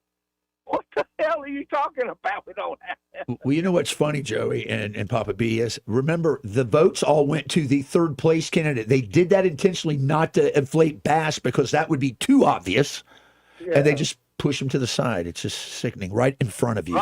Right in front of you. It is a crime. It is a crime right out front in daylight, broad daylight, just broad daylight, and they don't care. I'm telling you. I don't know. I think also there's a lot of people in this country that wouldn't believe Liberace was gay unless they actually saw him soaking somebody's cork. I just don't want to. Come on. It's just like some people, and even then they'd be like, well, I'm not sure. Maybe he was, it was a bet he lost. I don't think that. I just don't want him to be, Joey. Don't ruin that for me. But Troy, you're right. So the third place candidate has to get enough votes to push her into second place, so that yes, so it was scripted. The guy, whatever his name is, he can't be in second place in the runoff. Yeah, no, it's going to push him out. So all of the 10,000 votes have to come in, so that pushes him out and pushes that other woman into second place. I'm telling you, if you want evidence, there it is. But here's the thing, okay, who's going to do anything about it? I'm telling you, Troy, I think that we are going to have to, as a country, we may very well have to go in with force of arms. I'm telling you, it's coming. Places like L.A., San Francisco, Portland, Washington, we might have to go in and restore continuity of government. Because these people are not. This is not government. This is just communist rule. So that's all it is. So our good friend Lou Elizondo called me yesterday. He's on his tour. He was in L.A., Sacramento, I think, and then San Francisco, Joey. Okay. And he said, Troy, it looks like a third world in San Francisco because it's like it's just desolate. It's just so I believe they know the people there are tired of this, and they've got to do everything to retain power. And you're right, Papa B. But here's what I would argue: we don't even need to go in. All we need to do is put a siege on those areas, and in 3 to 5 days they'll have no food, and then we can solve a lot of problems that way by siege warfare. Now, something needs to happen. But I'm telling you, this has got to stop. And I'll tell you one other thing. If they lose L.A., if the Democrats lose L.A., they've lost California. Oh, they're done. They know that. They are. They know that. And that's one of the reasons that they are just pulling out every stop, just like they did in the 2020 election. I mean, they had to cheat so big that they had to use every single card in the in their hand. Cheating is not just a one thing, one trick pony. It's a multi-layered cake.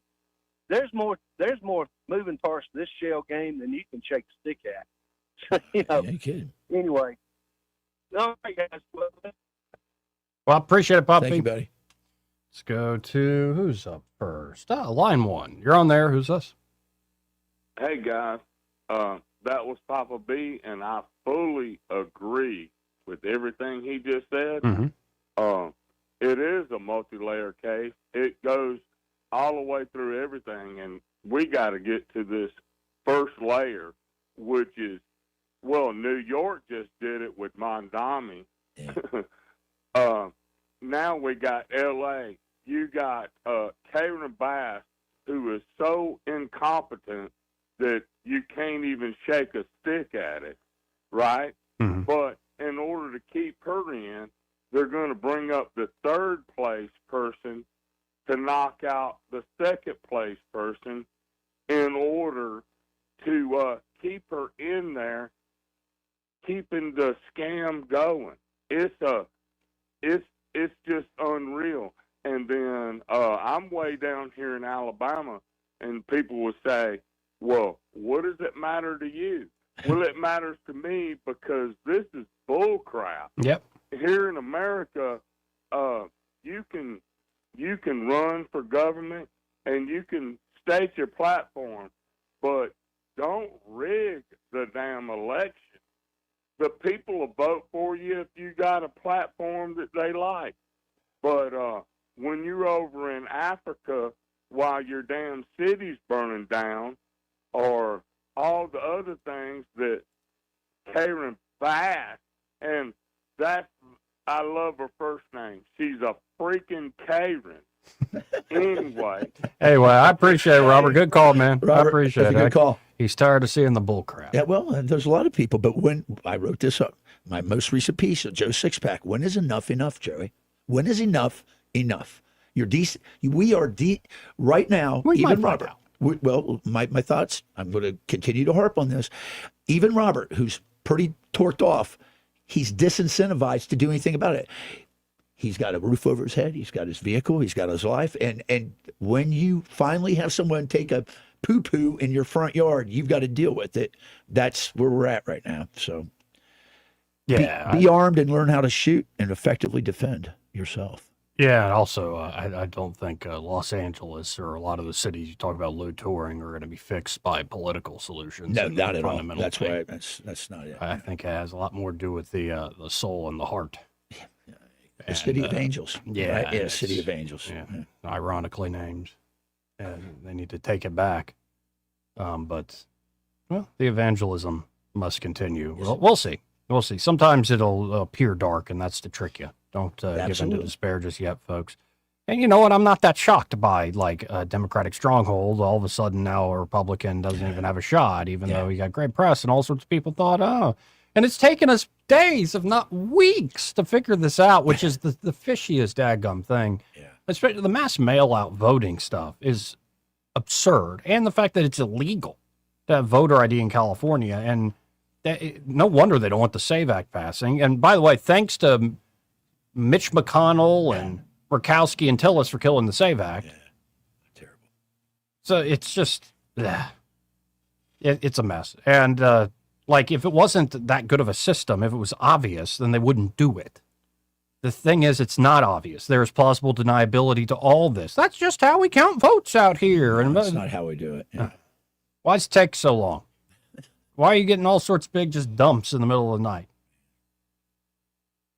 Why can't you just get a result, the day of? They could, but that's not the result they want, and that's the problem. Let's go to line 2. Around there is this. Hello? Yep. You there? Yeah, you're on there. Who's this? Oh, okay. Hey, this is Charles. Hey, Charles. What's up, man? What's up, man? It's like I've been saying for years, man. That you cannot vote. We, as American people, cannot vote ourselves out of what's going on. You cannot vote yourself out of corruption. That's right, brother. And until we bring back tar and feathering I love it. We start bringing back where there's got to be consequences, brother. There has to be. Why do you think cities are having all these teen takeovers and all this? There's no more consequences in society.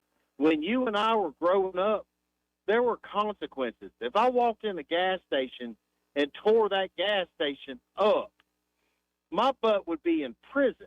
Mm-hmm.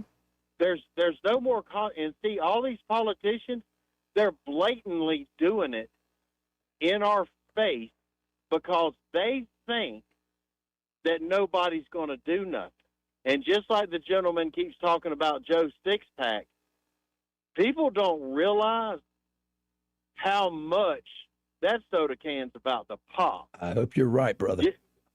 I mean, with all the Muslims coming in and taking over, and that's another thing. They'll sit and tell Americans to their face, we're going to take this country by ballot or bullet. But they allow them to get on Senate and Congress and everything else and won't even stand for our flag. So if our own government won't protect America's values and Constitution, who is it left to take care of it? Charles, I invite you to listen to the third hour. I will start off, I think, with reading my piece that's going to publish tomorrow, and it's exactly what you just said. So I think you'll like it. All right. Well, y'all guys keep on the good fight. But and I'm with Joe. I got you about the spiritual thing. Yeah. Man, the veil is lifted. The veil's lifted. Yes, it is. You got to be an idiot not to know what's going on in the spiritual battle of things. But I'm going to tell you right now, did Peter roll over? Nope. If you look sideways at Jesus, he slapped you upside your He'd cut head. your ear off, wouldn't he? Yeah. He was going for the head. There's got to be that fine line. I'm not saying go out here and act crazy. I'm just saying people have got to start standing up for Christian values, American values, and our Constitution, or it's over. I mean, because it's almost to the point where it is over, because look what's happening in Texas with all the mosques and everything. I mean, it's just we're really sitting teetering on the edge. So, but y'all have a great one and keep up the good fight. Appreciate you. Bo Andrews, Sons of Thunder. You're a son of thunder. Yeah. I'm not as worried. I think there are problems, I'm not denying the problems, but I look at beautiful Alabama and I don't see the same issue. Well, that's the problem, is that we have a perspective that is not, if you travel about. But like I said, I think he snuck in and read my article already. But yeah, good. Well, we got to hit this break. First, this part of the program brought to you by Alabama Home Mortgage, and there at Alabama Home Mortgage, Kim Williams and Madeline Cannon are ready to help you out. Oh, well, if you're looking for a new home, you want to buy a place, you want to purchase a place, they can walk you through that home buying process. Could be your first time, especially if you're a first-time home buyer. You need to get with Alabama Home Mortgage. They can walk with you from pre-approval all the way to closing day. Or maybe it's not your first time, but you actually want somebody local you can trust that's going to get you the best possible deal, especially if you're a veteran. Absolutely. Well, a lot of places don't know the latest about the VA mortgage, but they do there at Alabama Home Mortgage. And, of course, they can also help you with a great refinance deal. If you want to get debt off your back, shore up your retirement fund, maybe you want to reinvest in your property or just want to reconfigure your finances and across the board. They can help you there. So check them out today. Again, that's Alabama Home Mortgage. Don't waste time with those online mortgage calculators, those 1-800 numbers, and those flashy mailer vendors out there.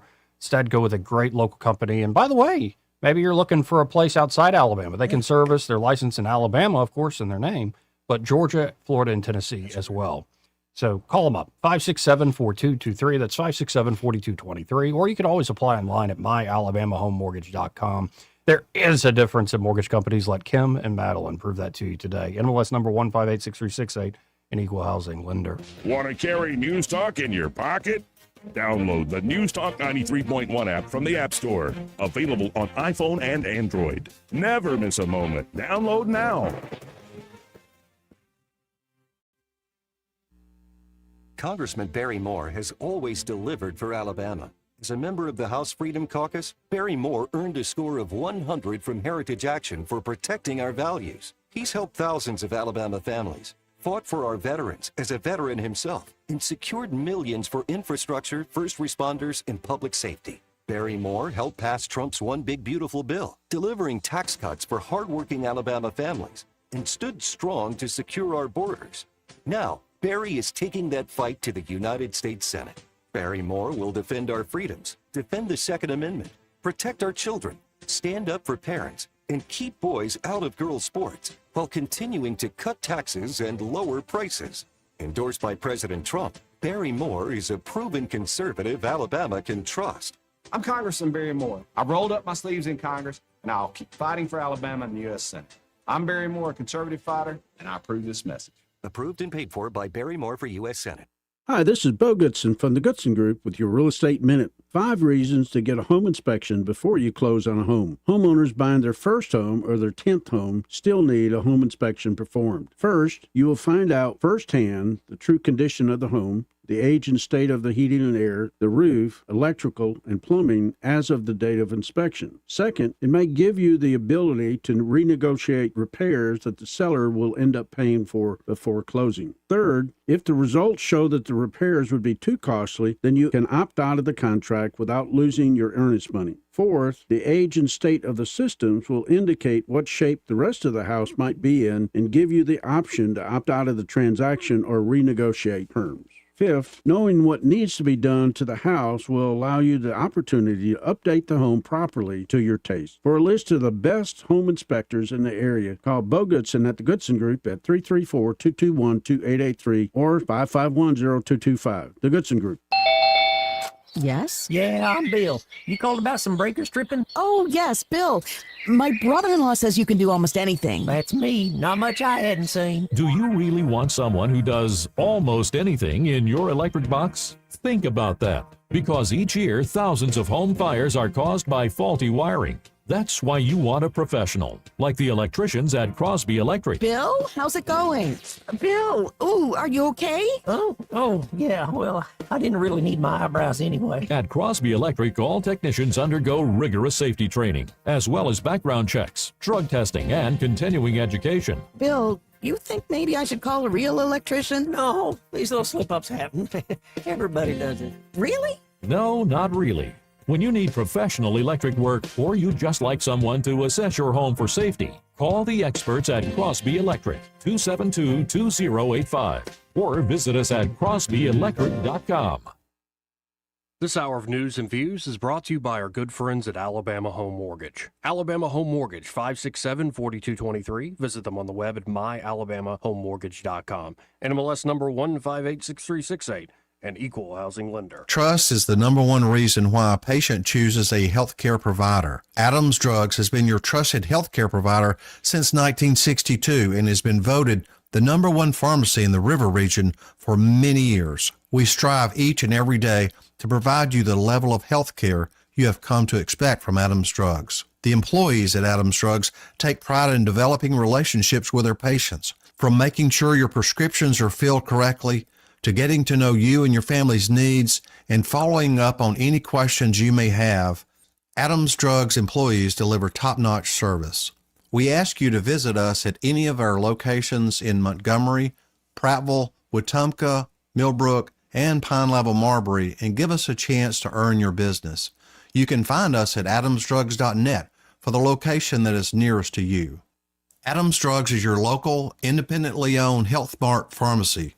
Health Mart, taking the time to listen and care. At Montgomery Men's Health, we saw a bunch of patients last month. Almost none came because of an ad. They came because something happened. A fight with a wife who finally said, "Get help." A breakup. A new relationship that made them aware of things they used to ignore. A photo a friend tagged them in. One guy said he just stared at himself in the mirror. And that was enough. If today's your day, call right now. 334-440-3663. I'm Dr. Smith, urologist and advisor to Montgomery Men's Health. Built on almost 15 years of treating men in Alabama, one patient at a time. Dedicated to ED, low T, and male performance. Here's what happens when you call.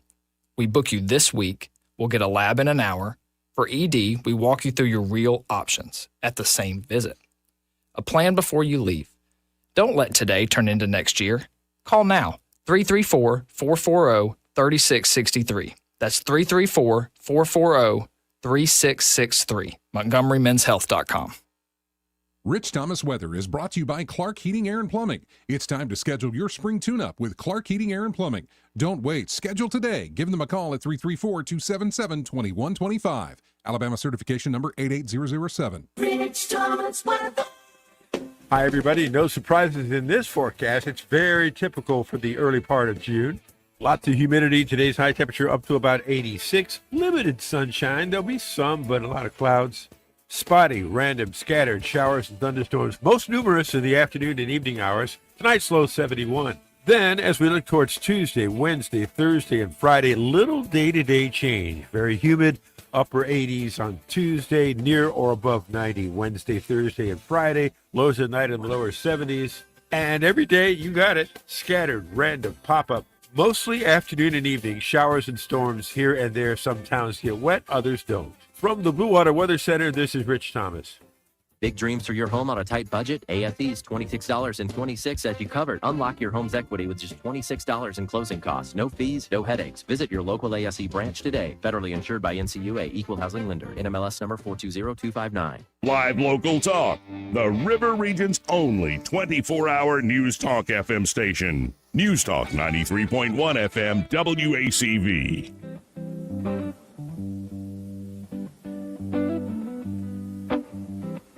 Joey Clark. Welcome back. Let's go right to the phones and talk to Jeff. Hey, Jeff, how you doing? Hey, how's it going? Pretty good.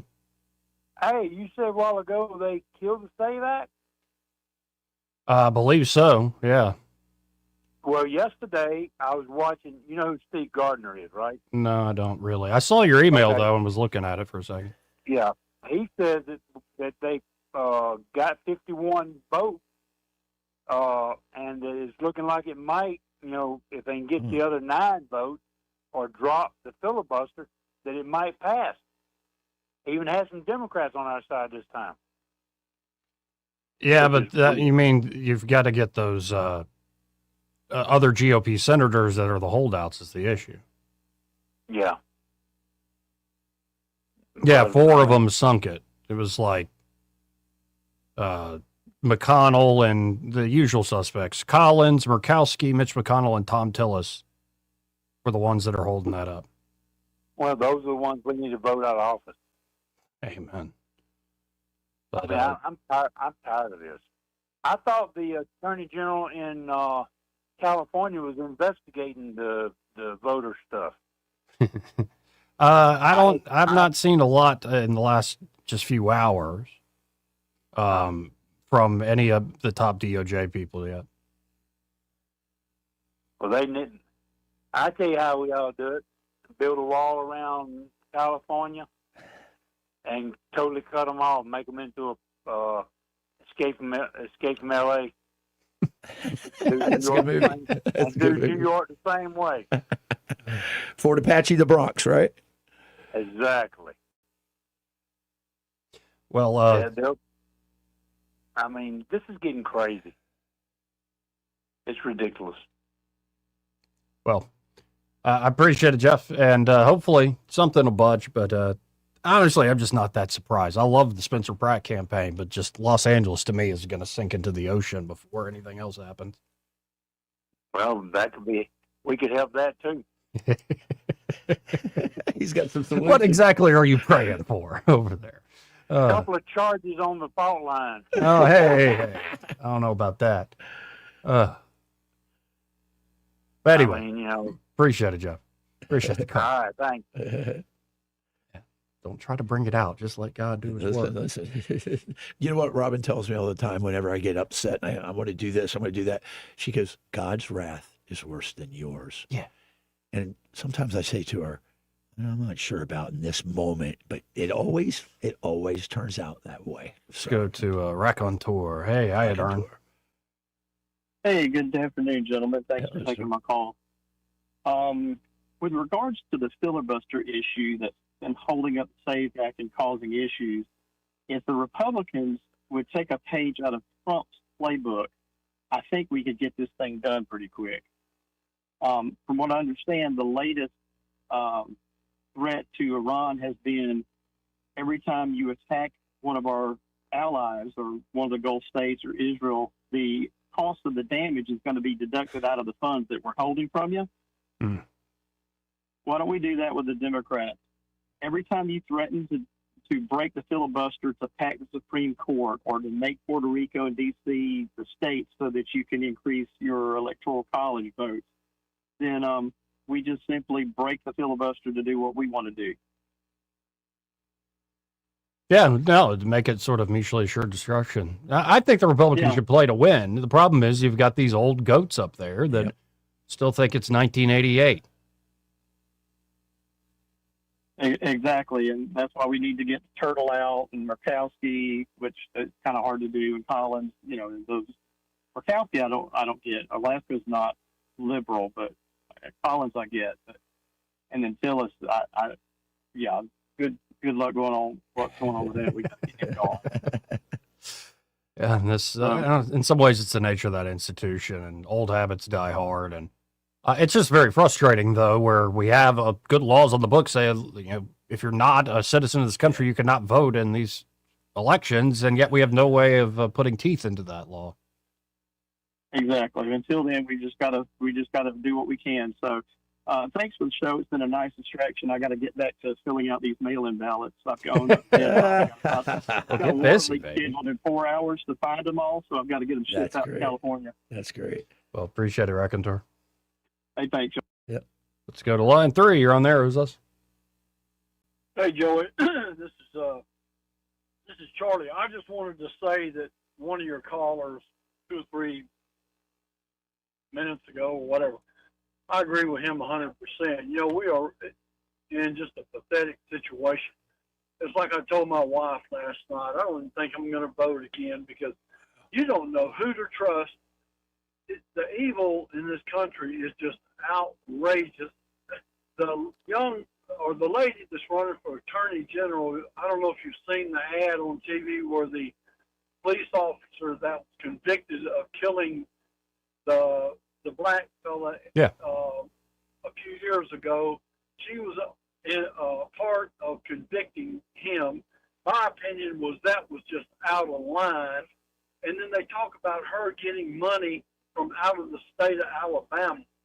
This has just got so pathetic. There's a few that you can trust, but all of them are against each other, telling lies, telling this, telling that. So how in the name of God do you trust any of these people? And if anybody has got their back against the wall and is being attacked at 100%, is President Trump. That man is just, man, he's, excuse my language, but he is just going through hell. I mean, he really is. I believe, you know, the Bible says that there will come a time when the evil will be called good, and the good will be called evil. And we're there. We are there. To me, the highway to hell is wide open. It's like Interstate 65. Most of the time it's open. Most of the time it's open. Thank you, Charlie. Appreciate you, man. Yeah, no, and you don't have to trust any of them, and I don't really trust the attack ads and, you know, the people trying to make distinctions is what it is. And I just, to me, it comes across as noise. You know, you trust in God, and then you have to have some of your own discernment. I wouldn't base your decision based off these ads, though. True. I would do your own homework. But also at the end of the day, like, you know, voting's a small way of getting involved. You could run for office yourself. That's the big thing. You could try to influence people more. You could be more of an, it doesn't mean necessarily because radio's dying, let's be honest. Not necessarily even starting a podcast or something like that. Maybe it's just being more active, more vocal in your local town hall settings, at your church settings. And not necessarily always looking for the political solution, but look at the things right in front of you. And again, when you trust God, and you might not know anything about anything, But if you trust in him in that moment, you might be surprised at how you'll be led into the right decision. Discernment. 272-9228. 334-272-9228. Yeah, throwing down some Isaiah 5:20 at us. I like that. Anyway, let's go to line 4. You're on there. Who's this? Hey, guys, I just wanted to say, rather than a filibuster in the Senate, I like that talking filibuster. I agree. I want every senator, there ain't but 100 of them, every one of them get up there and explain why they can't support the Save America Act. Here. Well, Robert, I appreciate the call, man. I appreciate it. All right. Yeah, turn Washington into a Frank Capra movie, except with a little less of the communist sympathies. Though he made beautiful movies, don't get me wrong. It is quite something. I'm sitting there watching Mr. Smith Goes to Washington a couple years ago on that big old TV of mine, and it's all been remastered in 4K from the original film Much print. better, yeah. And it's in that right format. It's just massive in front of you, like you got your own home theater. And it is odd. It's an odd experience, not in a sex way, but like in a somebody has magnetism and charisma and is beautiful. Like I'm sitting there falling in love with that actress. And I'm like, she's dead, Joe. She's dead. This was in the 40s. Do you have to open graves to find girls to fall in love with? No, but on that screen, it's like, man, what a story. I'm a sucker for a good love story.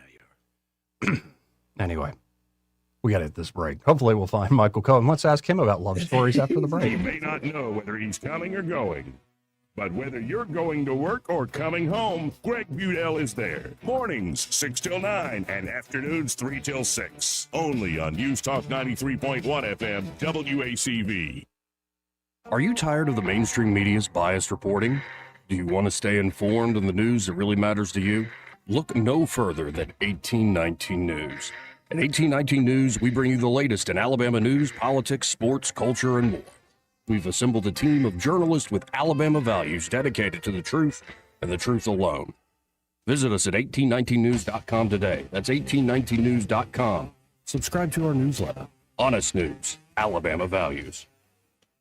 This is your roving reporter, and today I'm talking with a political activist. That's right, man. And could you please explain to us your red cap with the letters MMRGA? Yeah, man, this is my MARGA hat. MARGA? Yeah, man, that stands for Make My Retirement Great Again. I see. And to do that, what you need to do is call David Ernest, the asset preservationist. That's right, man. You can call David at 833-596-7233. That's 833-596-SAFE. And I understand that's a toll-free number. Yeah, man. Get David Ernest on the case, and your retirement will be great again. And you make these hats? I do. Here's a whole pile left from the last administration. And they say CPWABD. Yeah, man. Corn Pop was a bad dude. And as you said, there's a whole pile here. Well, there wasn't much demand. I can dig it. Pizza Perfect's amazing buffet just got more amazing. To help our customers during these tough economic times, in June, Pizza Perfect has reduced the price of our buffet to just $10. That's pizza, as well as spaghetti, breadsticks, salad, dessert, and drink, everything, only $10. Pizza Perfect Buffet. Available Monday through Saturday for lunch and for dinner Tuesday, Friday, and Saturday. Pickup or delivery. Also in June, get $5 off any large pizza at Pizza Perfect in Eastbrook, where the buffet is only $10 all month long. This hour of news and views is brought to you by our good friends at Alabama Home Mortgage. Alabama Home Mortgage, 567-4223. Visit them on the web at myalabamahomemortgage.com. NMLS number 1586368, an equal housing lender. On FM, on your smartphone, and online, the River Region's most trusted voice, News Talk 93.1 FM, WACV.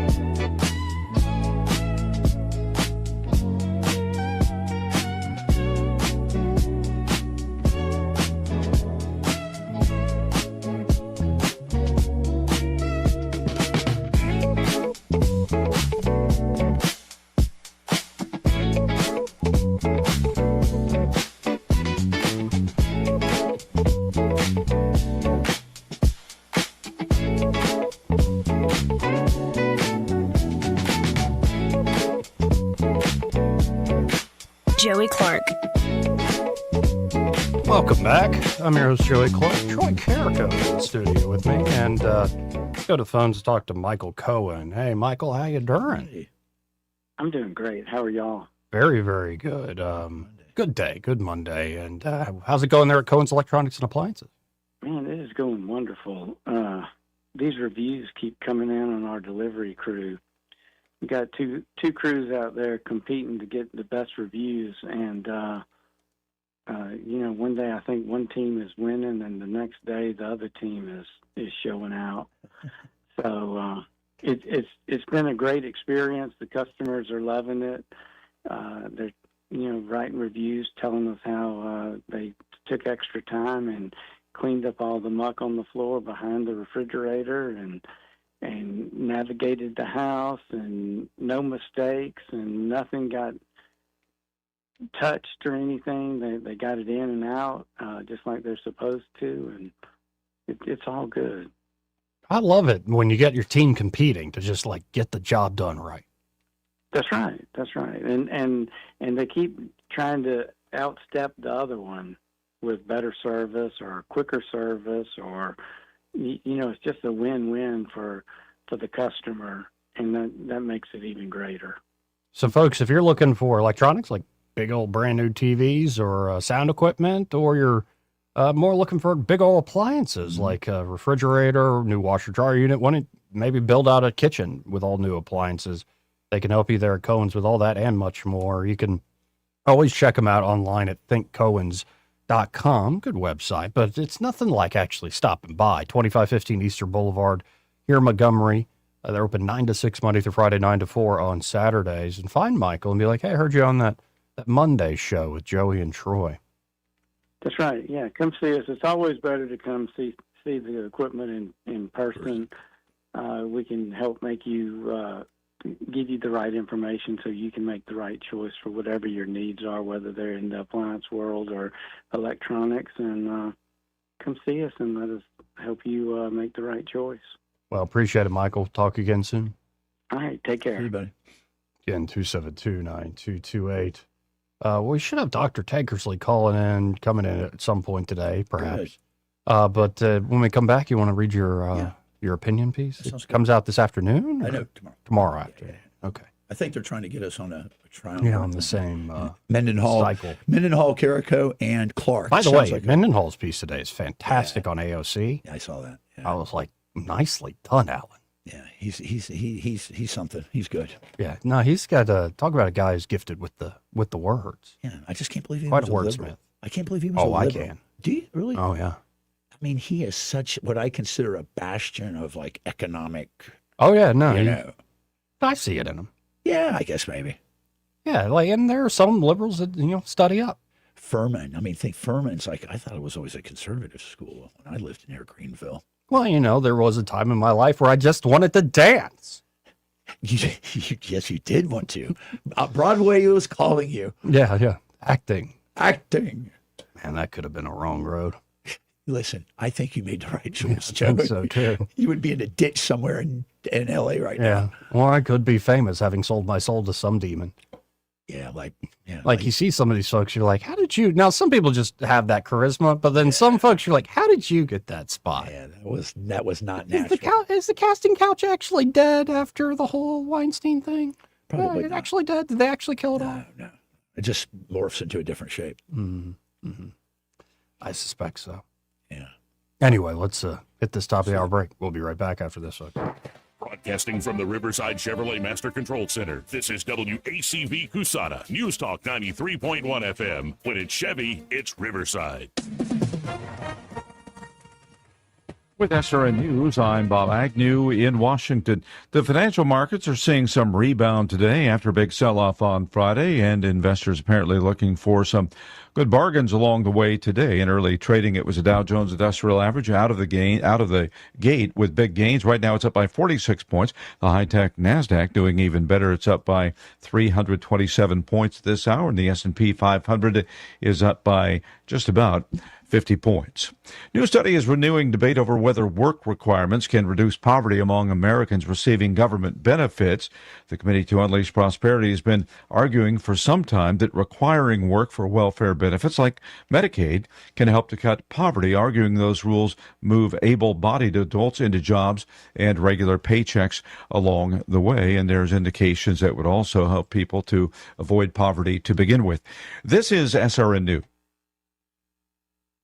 There's a moment nobody talks about with weight loss. It's the moment it stops working. The diet that worked before doesn't. Eating less stops moving the scale. That's not random. When your body's under stress, it slows your metabolism. That's why quick fixes eventually fail. At PhD Weight Loss, they focus on restoring your metabolism. And right now, when you call and mention Mike G, you'll get 2 free weeks and they'll pay for the cost of your food. Call 864-644-1900. That's 864-644-1900 or visit myphdweightloss.com. Hi, this is Rhett Rasmussen of BestHotGrill.com. We make the amazing Solaire infrared gas grills that are built to last and will consistently deliver better than restaurant grilled food. The Solaire infrared burner heats up to 1,000 degrees in just 3 minutes, even in the dead of winter. The high heat locks in the juices and flavor and grills food faster. Learn more about these fantastic USA-made grills at BestHotGrill.com. Solaire hot, fast grills at BestHotGrill.com. Rich Thomas Weather is brought to you by Alabama Wholesale Lumber. For tough, good-looking roofs, it's Tamco Shingles from Alabama Wholesale Lumber. For great folks and great prices, call Alabama Wholesale Lumber. Rich Thomas weather. Hi, everybody. No surprises in this forecast. It's very typical for the early part of June. Lots of humidity. Today's high temperature up to about 86. Limited sunshine. There'll be some, but a lot of clouds. Spotty, random, scattered showers and thunderstorms, most numerous in the afternoon and evening hours. Tonight's low 71. Then, as we look towards Tuesday, Wednesday, Thursday, and Friday, little day-to-day change. Very humid, upper 80s on Tuesday, near or above 90 Wednesday, Thursday, and Friday. Lows at night in the lower 70s. And every day, you got it, scattered, random, pop-up. Mostly afternoon and evening, showers and storms here and there. Some towns get wet, others don't. From the Blue Water Weather Center, this is Rich Thomas. 1819 News. Volunteer search and rescue teams in the country of Japan found the body of a missing Alabama man a week after he went missing. The Higginbotham family of Hoover were on vacation in Japan when their son, James Weston Higginbotham, went on his own personal hike outside of Kyoto and never returned. James Weston was a 2024 high school graduate of Spain Park High School and was attending Auburn University to study environmental engineering. The Higginbotham family wrote on social media that the grief they feel is impossible to put into words. I'll be back with more Alabama stories after this. Did you know that 70% of people experience a potentially traumatic event in their lifetime, and that 6 out of every 100 adults face PTSD every day? Help us bring hope to these survivors by signing up for your Alabama Distinctive PTSD Awareness license plate today. The great thing is you can sign up no matter when your current plate renews, and the first year is complimentary. All you need is your VIN number on hand. Drive awareness, drive hope, and customize your plate today at atease.org. A rescue operation got underway today in Jackson County after a dozen people got trapped inside a cave due to rising water levels. One person was able to get out of that cave and go get help. The spelunkers were stranded in that cave for about 3 hours before a swift water team was able to get to them. All have since been safely removed from that cave. The City Council of Alabaster has decided to no longer put fluoride in the city's drinking water. That decision goes into effect today. The decision was made after evaluating the safety of employees in handling the fluoride and other chemicals and its effects on infrastructure. Residents who want to continue with the fluoride are encouraged to receive that fluoride through their dentist and over-the-counter solutions. And congratulations to Ruby Tillman of Birmingham for receiving the Miss Alabama crown for 2026. Tillman is currently studying to be a pediatric neurologist at the University of Alabama at Birmingham. I'm Andrea Tice. For more news affecting Alabamians, go to 1819news.com. And while you're there, subscribe to the daily newsletter. This hour of News and Views is brought to you by our good friends at Cole Plumbing, 279-8919. Cole Plumbing is number 1 in the number 2 business. You don't have to dig a hole. They have proprietary pipelining technology. Ask them about their tankless water heaters. Remember, when you have trouble with your bowl, call on Cole.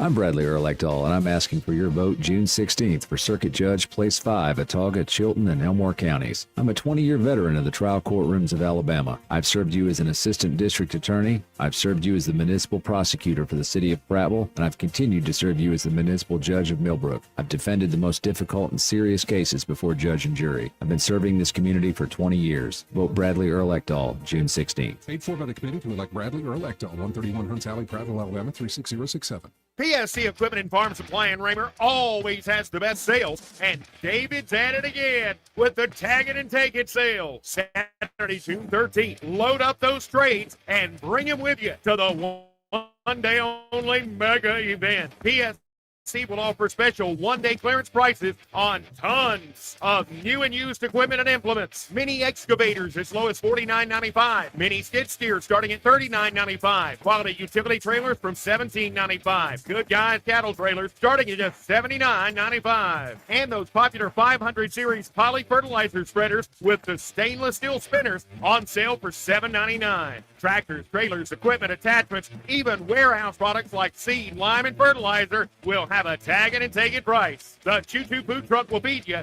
Tony Mills will sing for you, and David Steeless. One day only, Saturday, June 13th, PSC Equipment and Farm Supply, 21704 Troy Highway, Raymer, right near Sights and Con. The views and opinions of the following program are solely those of the host and other contributors. These do not necessarily represent those of Liberty Acquisitions 825, Blue Water Broadcasting, its management, staff, or any advertisers.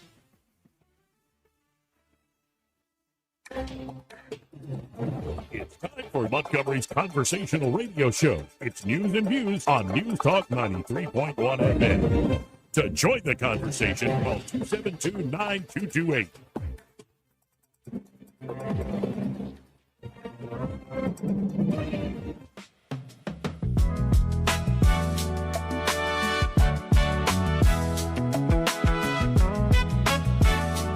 Conduct yourself in a democracy.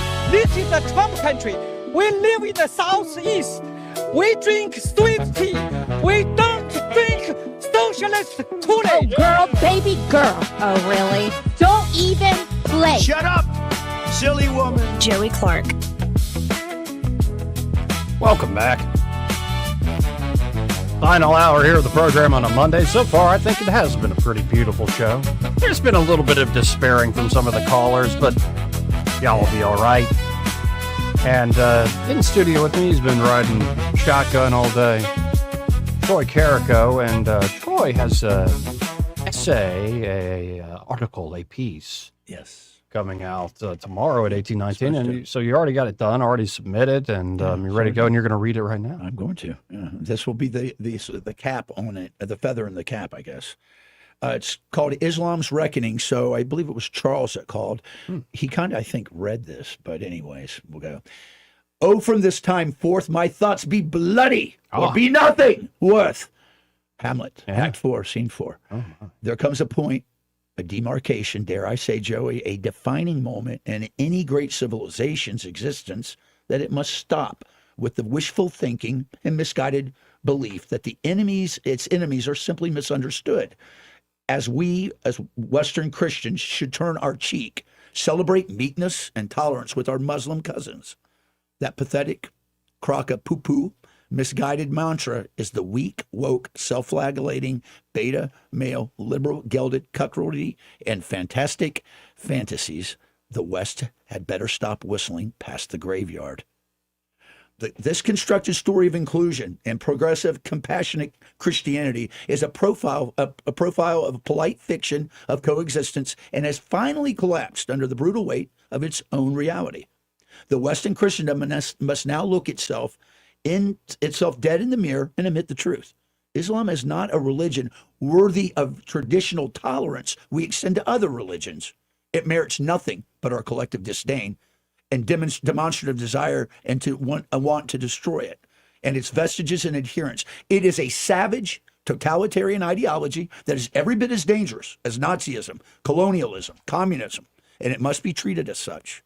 Muslims are not here to assimilate into the American experiment. Rather, they are here to conquer it and replace it with their own barbaric system. It is That, Joey, I cannot stress that enough, and that's the mantra of what they believe. After many years in the Middle East, breaking bread with those followers of Muhammad, both in military and civilian experiences, as a U.S. Army officer as well as a DIA operative, I learned one hard, lasting truth, Joey. Their word means nothing when it serves their faith. That is not prejudice or hatred. They have no concept of Western-style honor or honesty. I care not if this hurts the feelings of the eunuchs and gelded that lead the West today.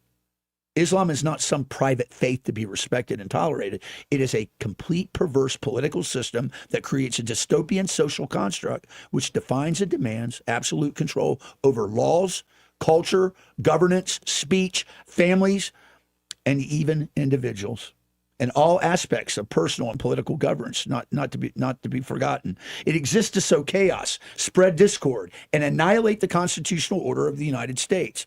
This is not a fringe misunderstanding or a twisted perversion of a peaceful doctrine. It is a coherent, unapologetic political project that has pursued forced conversions and total dominance for over 1,400 years around the world, from Asia to Africa to South America to Europe.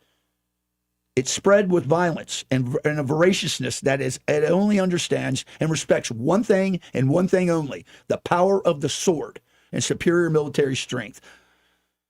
The West and Christendom's suicidal naivety has treated this ideology just like another charming addition to the multicultural inbred circle jerk circus.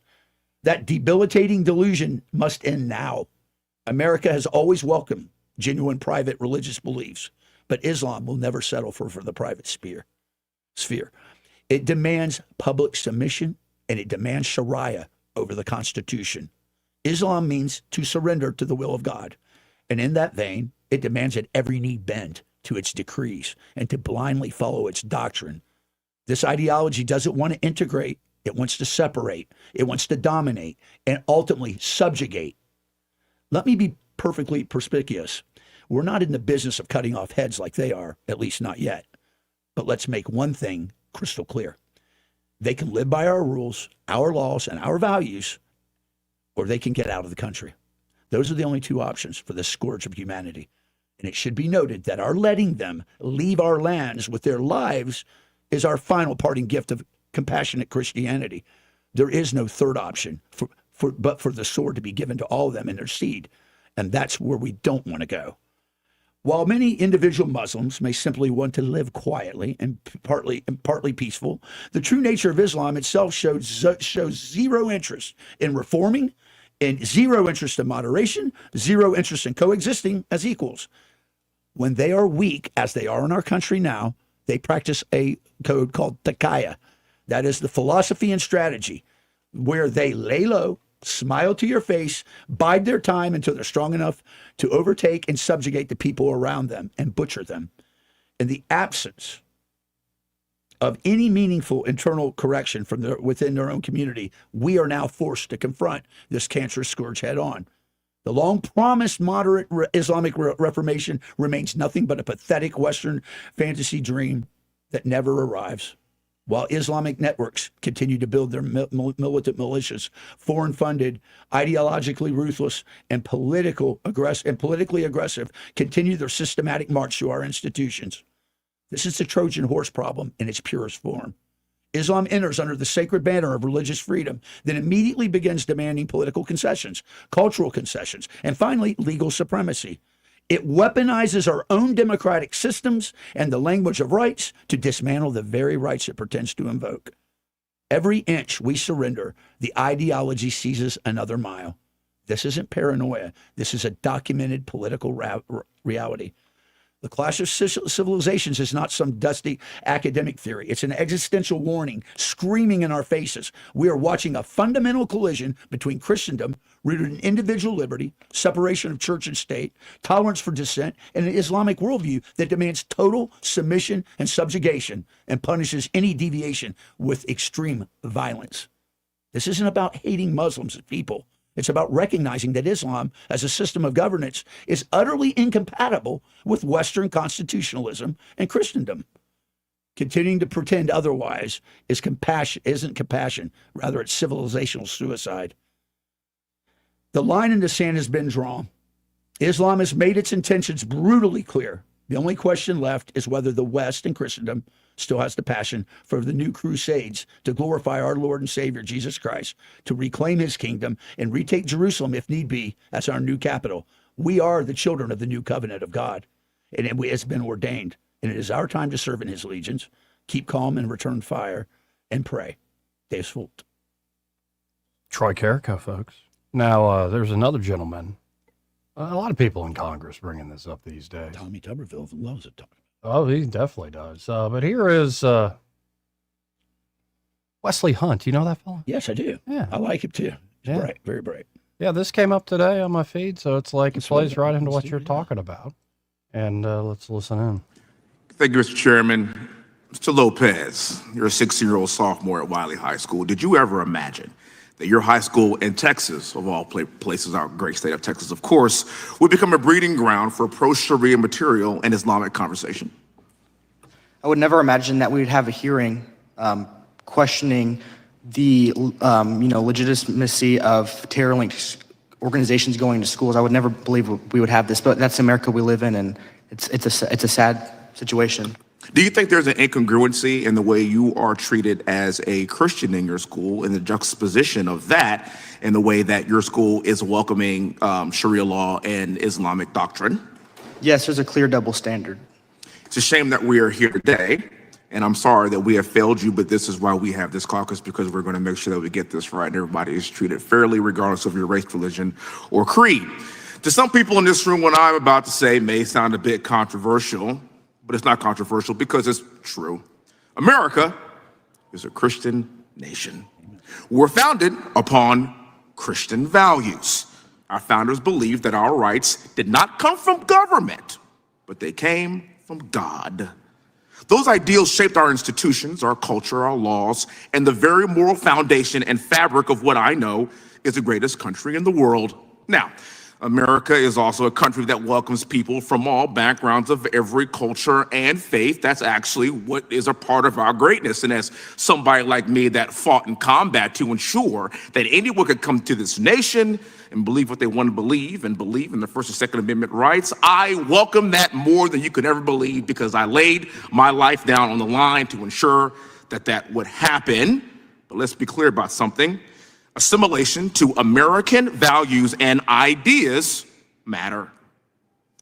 When we begin importing belief systems and cultural values that are fundamentally incompatible with the principles that build this nation, we should not be surprised when the social fabric begins to fray. Let me be clear. This is not hateful. This is not racist. This is not xenophobic. And I can show I'm not racist. I've been black for like my whole life, for like 44 years. I say the Sharia law has no place to usurp our Constitution in these United States of America, and especially in our schools, and especially in our public institutions. America's legal system is rooted in the Constitution and equal justice under the law, not religious extremism or parallel legal systems. We have learned from many of our colleagues on the left that this tends to be how they tack in this general direction. 10 Commandments, not allowed, bad. Islamic pamphlets, good. 10 Commandments, bad. Free Qurans in schools, good.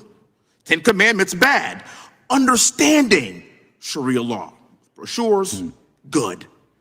This is the hypocrisy that we Christian Americans are quite sick of.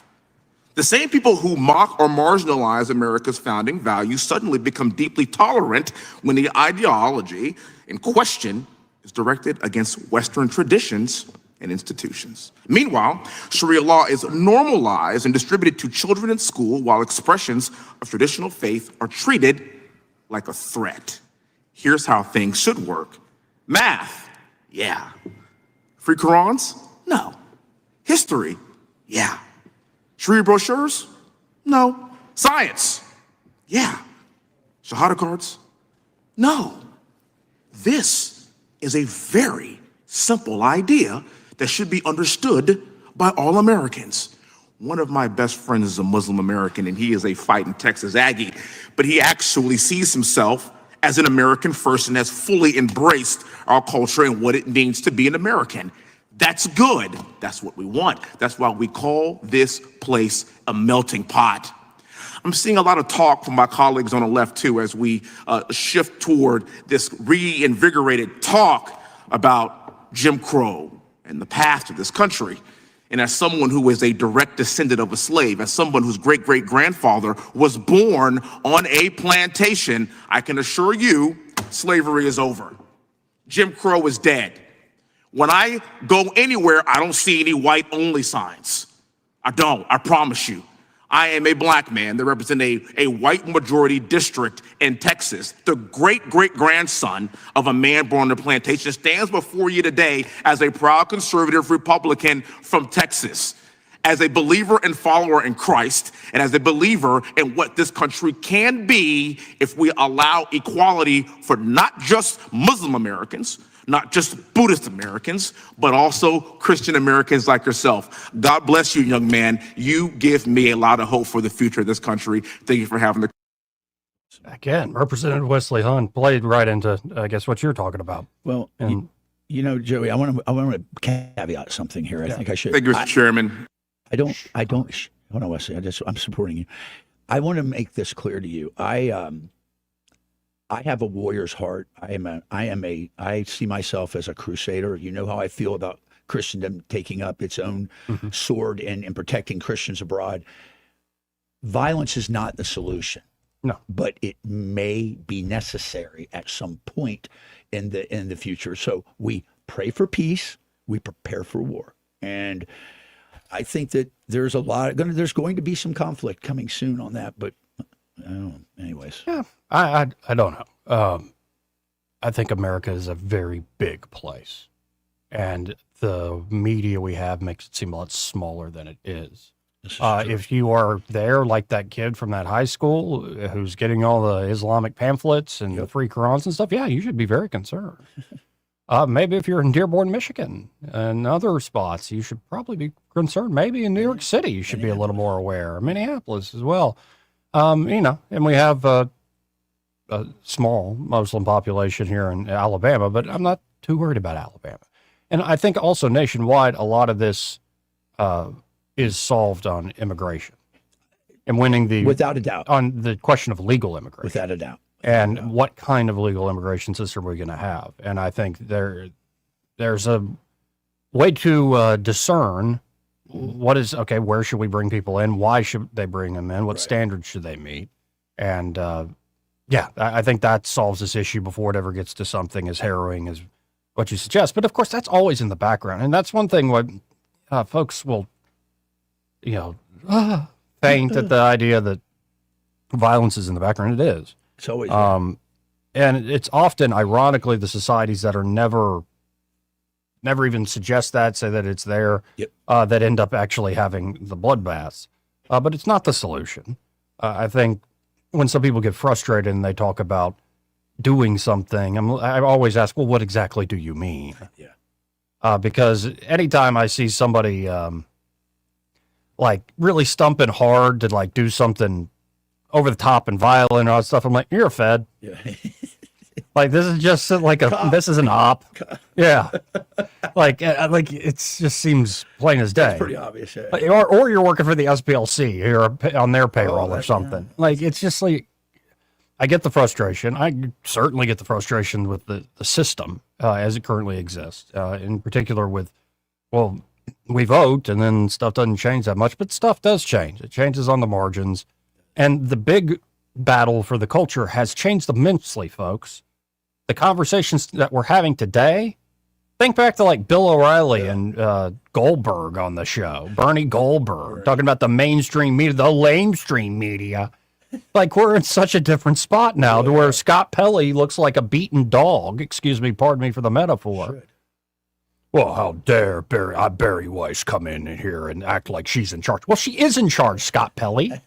These people don't know TV. Well, you've made TV into this weird niche boomer fantasy land.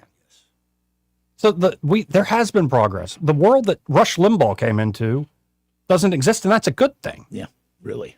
Now, will there be new problems that crop up? Should we always be aware of the thing around the corner? And yes, trends that could be disturbing, especially when you look at Europe. Mm-hmm. Now, I don't think France will ever fall. Why? Because, well, I believe in God. And I do think those, even when it looks darkest, God will still provide. And in history, at times, it's looked very, very dark. You make a great point, and I think we talked off the air about this a little bit, but it just occurred to me, and I think when you said, when we were talking here, maybe Charles, when he calls and he's wanting to blow up California and let it float off, sort of like George Wallace when they say, well, I just want to cut it off and send it out. Mm-hmm. But my thoughts are this. If you depend on government to solve your problems, you're going to be sorely, sorely, sorely disappointed. And I think what people are saying is, and I hope they are, that if you're going to do something, we need to figure this out ourselves. And prayer is a good place to start. But there, I think that you're right. France maybe will not fall because of the Catholic Church there and the power it has. But let's be honest, there's going to have to be some pushback, and it's got to come soon. Oh, it doesn't mean there won't be a reaping. Mm-hmm. I like that analogy. Deeper. It's right there in the book of Revelation. Yes, it'll reap. It won't mean there won't be awful, terrible times. I'm just saying it won't truly fall. God provides. Yep. And so we'll see. I do. I look at places like the UK and a lot. Maybe that's just I'm getting fed the bad stories and stuff. No, but I think especially in a lot of rural parts of the UK, the former industrial towns, it's bad. It's real bad. Sheffield, Manchester, home of the Smiths. Yeah, but then also I do hold out hope again because I believe in God, that there are things that can happen within a few generations that you never thought possible. That humans ourselves, if it was left up to just us, no way. It'd be a disaster. Yeah. You know, and especially I think one of the best authors, like a truly inspired, luminous author is, it sounds cliche, but J.R.R. Tolkien in Lord of the Rings. And one thing, C.S. Lewis actually said this about Tolkien. You've heard of catastrophe, the eucatastrophe. So you notice often in those books and often in his writing, and I think this is just true of history and the world as well, is that it looks really dark, like evil is going to win, like heresies are going to win out. And at the end of the day, God's light breaks through. Yep. There is somebody on the horizon with the Calvary. There are the eagles in the sky. That even when the best among us fails, well, God's still ready to intervene. So keep your eyes open. Prepare for the worst. No doubt about that. And you're right. Don't wait on the people we vote on. They can only do so much. Nor would you want them to have true power to really do things about your life. No. We'll be all right. Anyway, we got to hit a quick break here. I think Dr. Tankersley might stop by in a second. And also, we have Barry Moore's campaign responding to all these questions about, is he been telling the truth about his military service? Now, when I saw this last week, a few people sent it to me in good faith. Sure. Say, because, they read Gateway Pundit. I'll just be blunt. I haven't looked at Gateway Pundit in years because I find it sensational. It is. Number one. And paid for hire. Yeah, if that makes any sense. It's a mercenary. It's mercenary. And yeah, sometimes it comes up with information that kind of works. Sometimes it's like, that's just garbage. Yep. Yeah. So I always thought it's like I'm being fed like a mushroom in the dark, being fed certain stuff. Not the good kind of mushroom. And it may be that I'm getting a little sliver of the truth, but it's not the full truth. And so apparently the Moore campaign has finally responded. And again tonight down at Impact here in Montgomery, 3 different debates: the AG's race, the lieutenant governor's race, and the U.S. Senate runoff. Coming up, doors open at 4. 4 o'clock. I'm going to be there. I imagine you still get tickets down there. There's some available. I checked yesterday. So, and the debates start at 6. Yes. Anyway, we'll be right back. Want to carry News Talk in your pocket? Download the News Talk 93.1 app from the App Store. Available on iPhone and Android. Never miss a moment. Download now. Welcome to Eclectic Coins, Montgomery's largest coin dealer, specializing in buying and selling investment-grade gold and silver coins. And they have a large selection of rare coins and coins from around the world. Visit them at 543 Northeastern Boulevard or on the web at eclecticcoins.com. Eclectic Coins, where collectors who know go. When it comes to your mortgage, who you work with matters. And this is one decision where local makes all the difference. Don't fall victim to flashy mailers, spam calls, or 1-800 lenders who don't even know your name, much less your neighborhood. Those lenders are often sitting in some faraway state, reading from a script, and chasing volume, not relationships. A local lender understands the market you live in, or should I say that we live in. At Alabama Home Mortgage, you can look at us in the eye and trust us with one of the biggest financial decisions you'll ever make.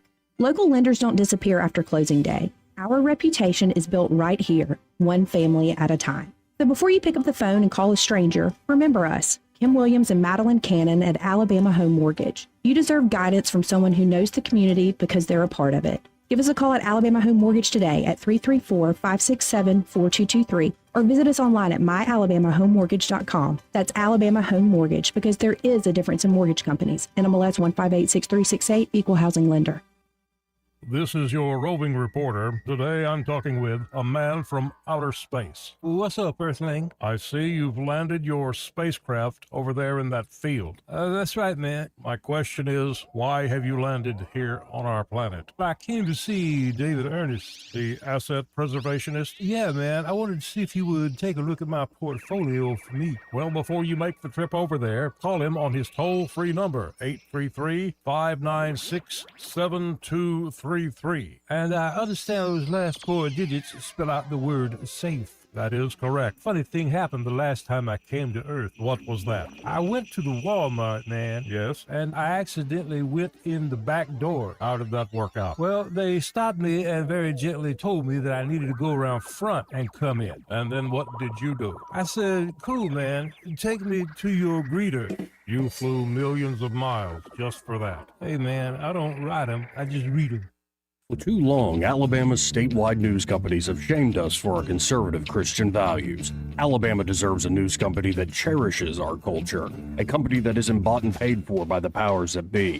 1819 News is that company. Run by Alabamians for Alabamians, 1819 News celebrates what is good and beautiful about our state, while exposing those who work against our values in secret. Just go to 1819news.com to learn more. Subscribe to our newsletter. That's 1819news.com.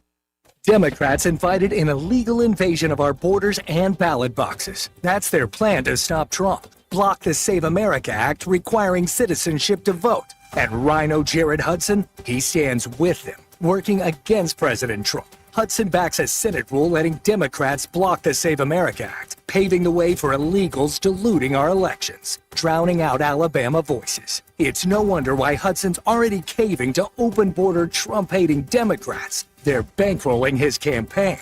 Hudson took over $32,000 from the same liberals who bankrolled Kamala Harris. Worse, Biden-Harris donors are funding a super PAC that spent $600,000 propping up Jared Hudson. Bought by Democrats, siding with Democrats. Alabama doesn't need a rhino rookie senator betraying President Trump, like Jared Hudson. Alabama Freedom Fund is responsible for the content of this ad, paid for by Alabama Freedom Fund, not authorized by any candidate or candidates committee. AlabamaFreedomFund.com. This hour of News and Views is brought to you by our good friends at Cole Plumbing, 279-8919. Cole Plumbing is number 1 in the number 2 business. You don't have to dig a hole. They have proprietary pipelining technology. Ask them about their tankless water heaters. Remember, when you have trouble with your bowl, call on Cole. Weather, a service of H&H Carpets, where right now, get a load of this, listen close, you get a house full of carpet for $19.95 installed. Unbelievable. They're located at 6450 Atlanta Highway, just across from Walmart. Hi, everybody. No surprises in this forecast. It's very typical for the early part of June. Lots of humidity. Today's high temperature up to about 86. Limited sunshine. There'll be some, but a lot of clouds. Spotty, random, scattered showers and thunderstorms, most numerous in the afternoon and evening hours. Tonight's low 71. Then, as we look towards Tuesday, Wednesday, Thursday, and Friday, little day-to-day change. Very humid, upper 80s on Tuesday, near or above 90 Wednesday, Thursday, and Friday. Lows at night in the lower 70s. And every day, you got it, scattered, random, pop-up Mostly afternoon and evening, showers and storms here and there. Some towns get wet, others don't. From the Blue Water Weather Center, this is Rich Thomas. News happens, you'll hear about it first. The River Region's most trusted voice. News Talk 93.1 FM WACV.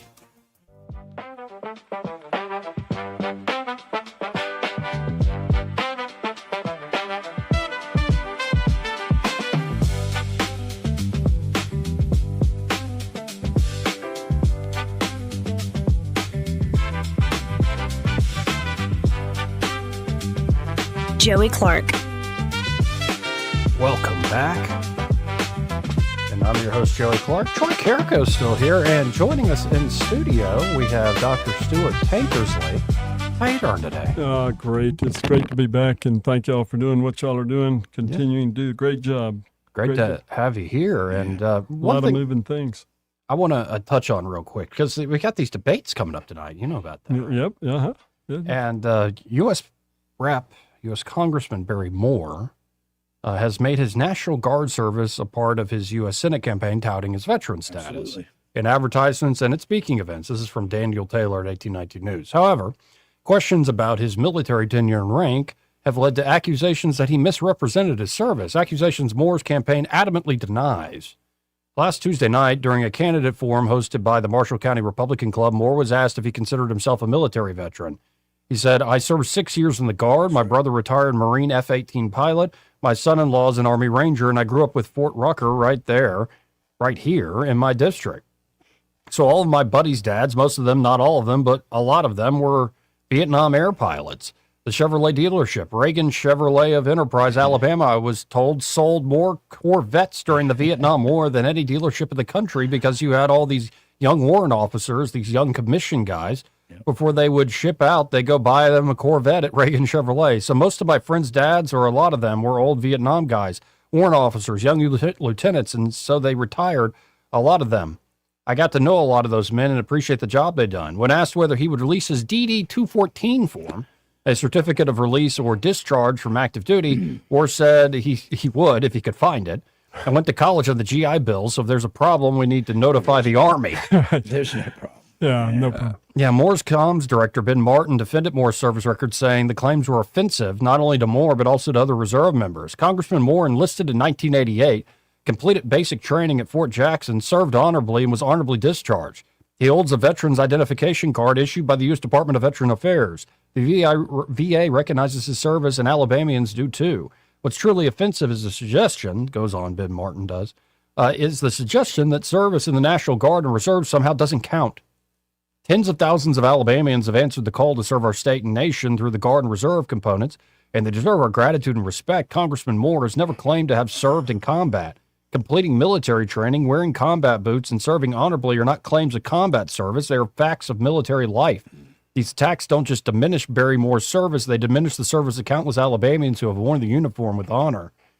And, of course, questions about Moore's service have continued to linger, prompting Moore's campaign to issue a more detailed response that we have here below. I think that this is pretty easy. Yeah. This, to me, having been on the trail the last 4 months, is just interesting to see how the politicos try and operate and split hairs. Anybody that questions Barry Moore's patriotism is going way off the mark. Yeah. And I even, in talking, of course, to his opponent in this, Jared Hudson, I know 100% would never make an issue of this personally. He would never make. No, of course he would. Because he's a veteran himself. Right, he's a veteran. He would never diminish what he has done. And so the idea is we had so many great candidates for this role. These guys that ran for the Senate were just stellar people, and all of them to the person. This is just that big shiny ball stuff that people get wrapped around the axle about. And I believe I learned the first time about the veteran status that he got trapped in 6 or 8 years ago. I didn't know that you couldn't claim veteran status if you didn't do this or you hadn't completed this type of training. This is just semantic stuff that has nothing to do with the real world and the importance of things. What it does is, and the Admiral, who will be tonight at the event with us with his beautiful wife, Lisa, and Cinco de Mayo, you know both these gentlemen. We're all, and Robin, we're all going to be at the event. But here's what the Admiral knows. And if the Admiral blesses on it, then I know it's true when it comes to veteran. There's 2 years of IRR. Now, you know what the individual ready reserves is. But if you do what you're supposed to do to get the credit, you get credit for that year of service, even though you were not actively drilling. Right. So that's really what it's about. Yeah, but this has nothing to do with the important role that either of these two gentlemen are going to serve in. And both of them are patriots. Both of them are wonderful men and wonderful wives. And to go through, this is what we've got to get away from. I agree, brother. Because I was just appalled that when I was running that the big shiny ball was always being discussed when in fact we have real issues we can address. And so I love both of the guys. And Seth Burton was, of course, Steve Marshall. Yep. These other guys that ran are worthy men, and they have, this doesn't enter their radar. Yeah. And it's a shame. No, because it does have political professionals all over it. Right. Dark money. Yeah, from that's DC. right. This isn't like John Kerry, the crap that guy did. Yeah. Swift boat. It's a swift. This is not a swift boat. This has nothing in the ballpark Amen. with that type of crap. Now, what do you make of that one? That'll be, I think, the headline debate tonight, the U.S. Senate runoff. But, of course, there's a debate between the two lieutenant governor candidates. Yeah, John Wall and Wes Allen. And, I've never been in this situation before. Both have called asking me for their support for my endorsement. Why do you need my endorsement with a few relatively whether I got 15,000 or 50,000? It's nothing compared to the couple 100,000 that you needed to get into the runoff. But I think they're equally qualified in their own right. I think that the whole hope and prayer is that, and you got to remember both of these men claim Jesus as their personal Savior. And that's the way you got to always try and remember about people. So pray earnestly for our elected leaders. Yes. And so, whoever the good Lord allows us to take seat, I hope to work with any way I can help to help our state, because we need help. We don't need to be worried about big shiny ball issues. We've got a lot of things that need to be addressed, and I hope these guys are willing to look to the Lord and guide them to addressing the real problems we have. I'm looking forward to Kathleen Dobson's addressing a lot of the issues, I think that need to be addressed in regards to the elections. Caroline. No further, Caroline.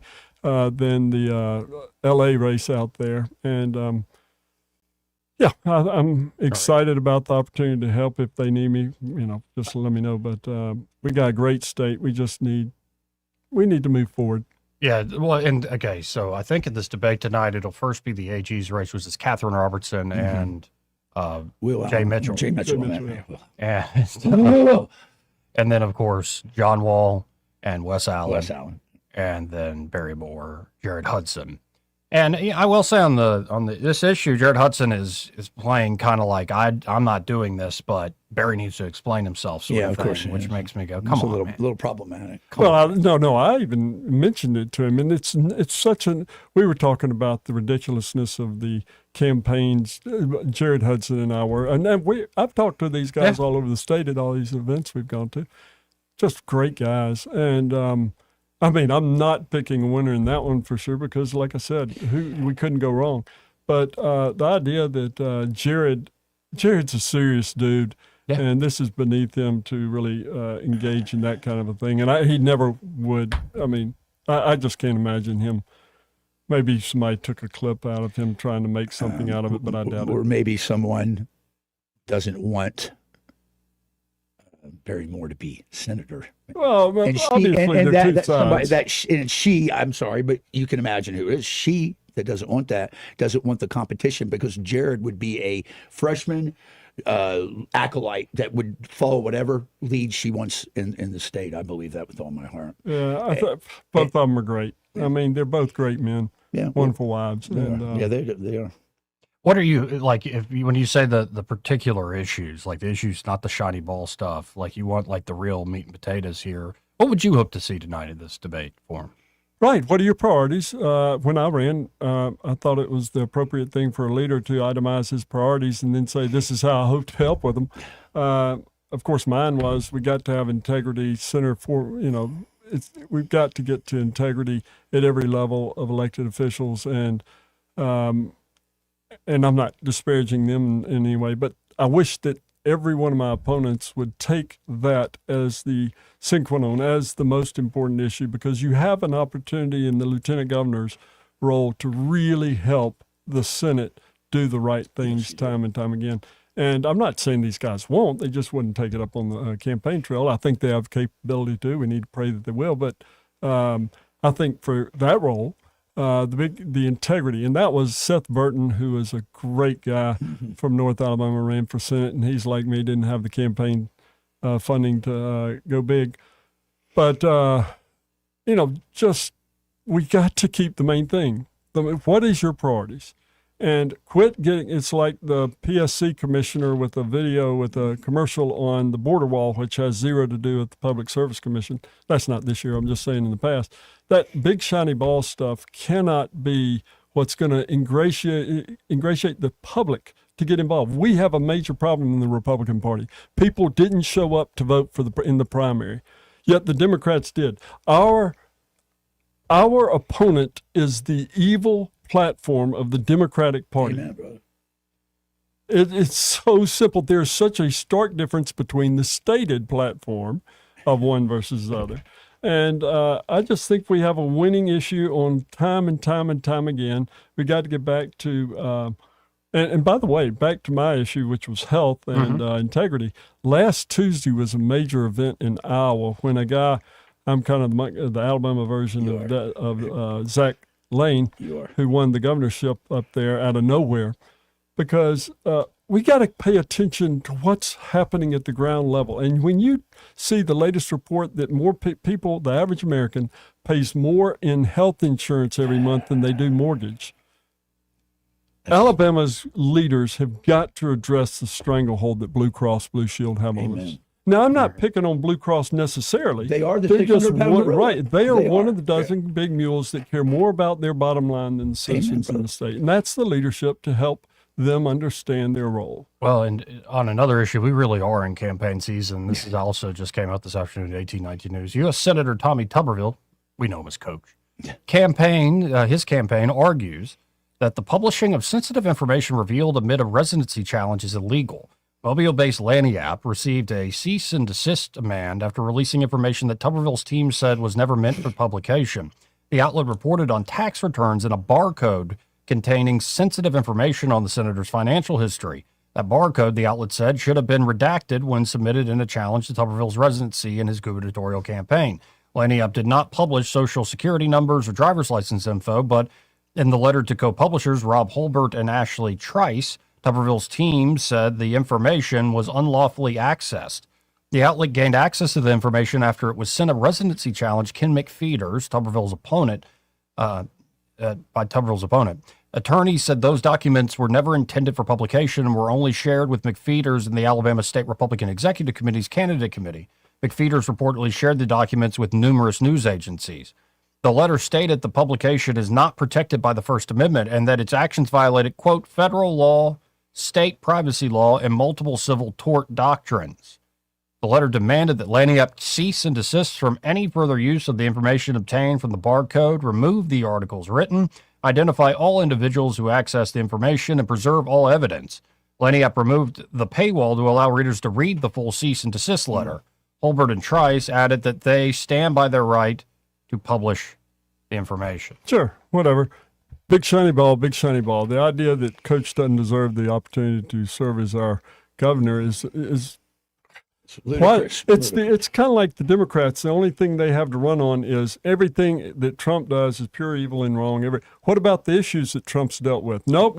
Just Trump. Right. No, let's deal with the issues. And the idea that Coach Tuberville's not going to take us into much greater places that's their threat to these people. And Are Republicans bringing the Lagniappe, as far as I know it, in the left wing? No, it's not at all. Right. It's actually the admiral's very close with the editor, but they must have saw something they wanted to put out. But I think it was ill advised on their part. Yeah, so. I mean, the point is that Governor Tuberville hopefully will energize the population, not just the Republican base, but the entire state. There is great opportunity, and if the Democratic voter, not their leaders, but if the Democratic voter could just pause and see what their leadership has done to them, much less our country. Amen. We've got the winning issues. Quit getting distracted by the big shiny balls. Let's go to line one. Somebody's been very patient. You're on there. Who's this? Charles first. Hey, Charles. Joey Eddie, Dr. Tankersley. Hey. Hey, I was glad you heard me on the other show there, Troy. I always listen. When I heard you, it was really, you made some really good points, and I wanted to call in, but my phone was broken. Still broken. Yeah, still broken. And what I wanted to say to you was this: you hit a really good, you hit a very good point that this they don't really understand the nature of his service. Those 2 years in individual ready reserves counts as creditable years if he does the right thing. So there's a nothing burger there, really. Well, and what you got to remember, my dad was the fastest Morse code sender receiver whenever Powers got shot down in Russia. Yeah, you told me. My dad got that signal, and my dad also was always a part of the Army Reserve 2 weekends a month, and did a lot of important things there. Remember, I told you he taught the POWs at Fort Bragg. Yes. During the summer of when Jaws, the movie was out, so how I remember it. 76. I would hate for anybody to degrade that in any kind of way. No more than they should be doing it with Barry Moore. I think that Hudson should probably tell whoever those persons are to stop doing that. My whole thing of it right there. And now, here, I want to ask you something, though, Dr. Tankersley. Hey. Because what you were just saying, and it has to do with the paper that y'all were just talking about, okay? Here's my thing. Always Republican, hardcore Republican, don't think that we need to do anything wrong ourselves. If Senator Tuberville did not qualify for the 7 years correctly, would you want him to be able to go around the law? That would actually be that, Dr. Tankersley? I mean, are you following what I'm asking you there, sir? I just think that it is what it is. The reality is the situation. And the idea that we're going to allow something like this to sidetrack us, to keep us off the message of what the Republican Party stands for versus the Democratic Party stands for, is a waste of my time.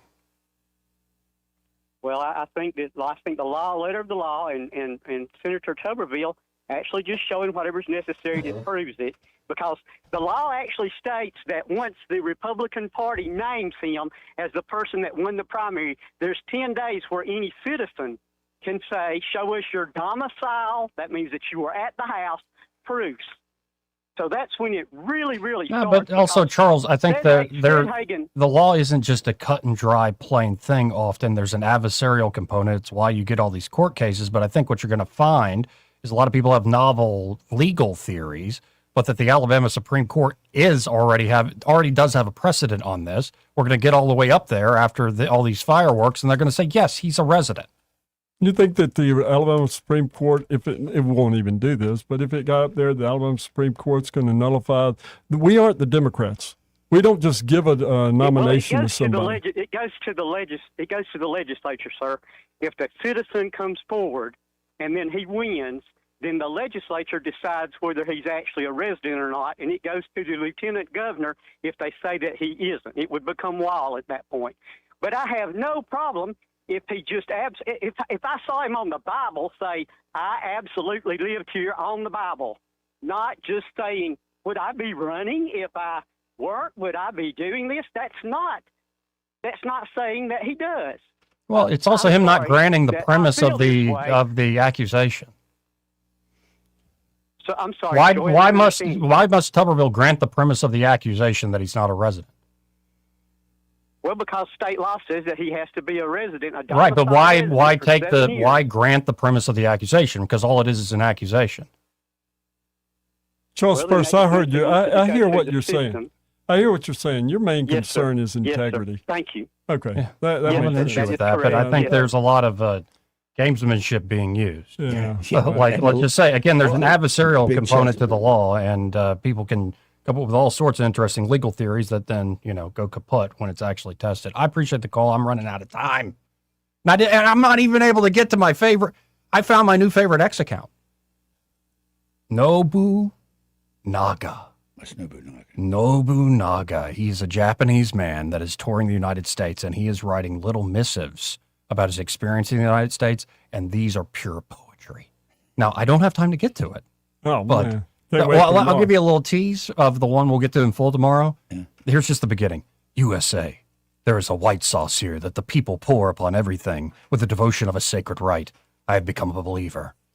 I notice it slowly, a bowl of it beside the vegetables, a cup of it beside the bread, beside the meat, beside the other sauce. Children dipped fruit in it. A grown man beside me poured it onto a slice of pizza that already had a sauce of its own, closed his eyes and sighed like a man coming home. Asked their name. They told me with a small reverence, Ranch. I love this guy. He's got multiple like this. That's just the beginning of this little missive. Anyway, politics will continue. We got to hit this break. We'll be right back. He may not know whether he's coming or going, but whether you're going to work or coming home, Greg Budell is there. Mornings 6 till 9 and afternoons 3 till 6. Only on News Talk 93.1 FM WACV. What's your biggest investment? More than likely, it's your home. So treat it that way when you hire a painting contractor. PBS Painting, there are no gimmicks, no $99 special. Just quality painting and someone who treats your home with the same respect that you do. At PBS Painting, we have been painting for years and look forward to many more years to come. With PBS Painting, the job gets prepped properly, whether it's cleaning, scraping, or priming. We always use quality products, which is a must for a quality paint job. So if you're looking for a painter that doesn't need upfront money and is on the job at all times, then please give me a call. Scott Bowers and PBS Painting, 294-5122. That's PBS Painting, 294-5122. Look at some of our work on Facebook at PBS Painting Montgomery. We get a lot of questions about what all we handle at Hannah and Eddie Realty Group. I'm Hannah Grantham. And I'm Eddie Bader, and we will handle all of your real estate needs. We handle all your buying and selling needs, from your first home, next home, land, investment property, and even commercial properties. We do it all and have the experience that shows you what makes us different. So when you think real estate, think Hannah and Eddie Realty Group. Look us up on Facebook or give us a call at 334-368-6358. And let us show you who you have on your sign matters. This hour of News and Views is brought to you by our good friends at Cole Plumbing, 279-8919. Cole Plumbing is number one in the number two business. You don't have to dig a hole. They have proprietary pipelining technology. Ask them about their tankless water heaters. Remember, when you have trouble with your bowl, call on Cole. The premier place the River Region turns to for news, weather, traffic, and opinion. News Talk 93.1 FM WACV.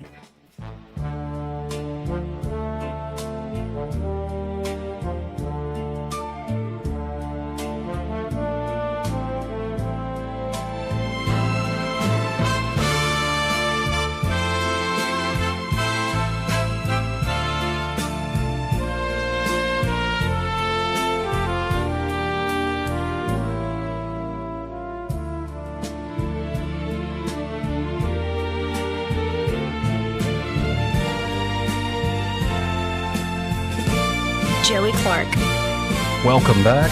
We really are running out of time here, so let's go right to the phones and talk to Ray Bowles with Bradfield Carpet. Hey, Ray, how you doing?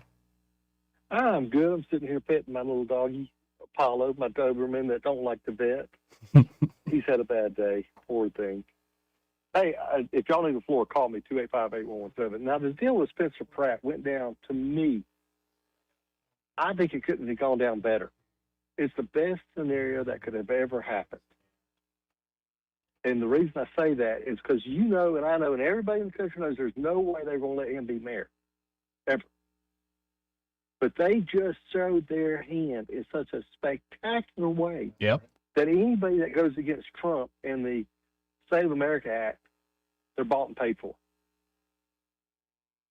It's beautiful. Literally, I love what you're putting It's- down. I think it is a clear signal. it is the prettiest sight of what the Democratic machine can do. And now Spencer Pratt is not only ticked, he's sitting on, what, a couple of $1 million in his campaign account? Yep. Why don't he move to Florida and run for Senate? Move to any Republican state in this country, and that man would win in a moment. And then he's on fire to prove what California did. And just to underline your point, I think it's plain as day that this was like a clear signal of how desperate they were in order to make sure he didn't get into that Absolutely. runoff. But we are out of time, Crazy, so but they weren't going to give it to him. And why they did that was Right. stupid. But anyway, if y'all need floors, call me. 285-8117. Be sure to tell them you heard Ray on the radio. Appreciate it, Ray. If you're driving by, you want to come by and pet the dog, he's here for another hour. Thanks, man. Yeah. Well, this show flew by. It always does. Yeah, like Dr. Tanksley, you got to come back because when we have more time. We love it. Thank you. And more the merrier. More the merrier. We got Tom and more. Oh, wow. More. Barry's a good dude. He's a great dude. Yeah, I met him in He's his a great office. dude. That is a The Admiral met with him last Yeah. week up He in got us D.C. a full Yeah. tour of the White House. He's a good dude. Wow. He's a great dude. Well, y'all stay tuned. Josh Moon. I don't know who this clown is. Yeah, don't ignore He's it. an ass clown. Well, we're still on the air, guys. Oh, sorry about that. I meant to say that, though. Yeah, I mean, we all got opinions. Anyway, happy hours next. From the Riverside Chevrolet Master Control Center, this is WACV Cusana, News Talk 93.1 FM. When it's Chevy, it's Riverside. With SRN News, I'm Bob Agnew in Washington. President Trump has announced that Iran has agreed to stop firing missiles at Israel. He wrote on Truth Social that, quote, both sides, Israel and Iran, are looking into an immediate ceasefire. He also writes that peace talks do continue and that the U.S. blockade of Iranian ports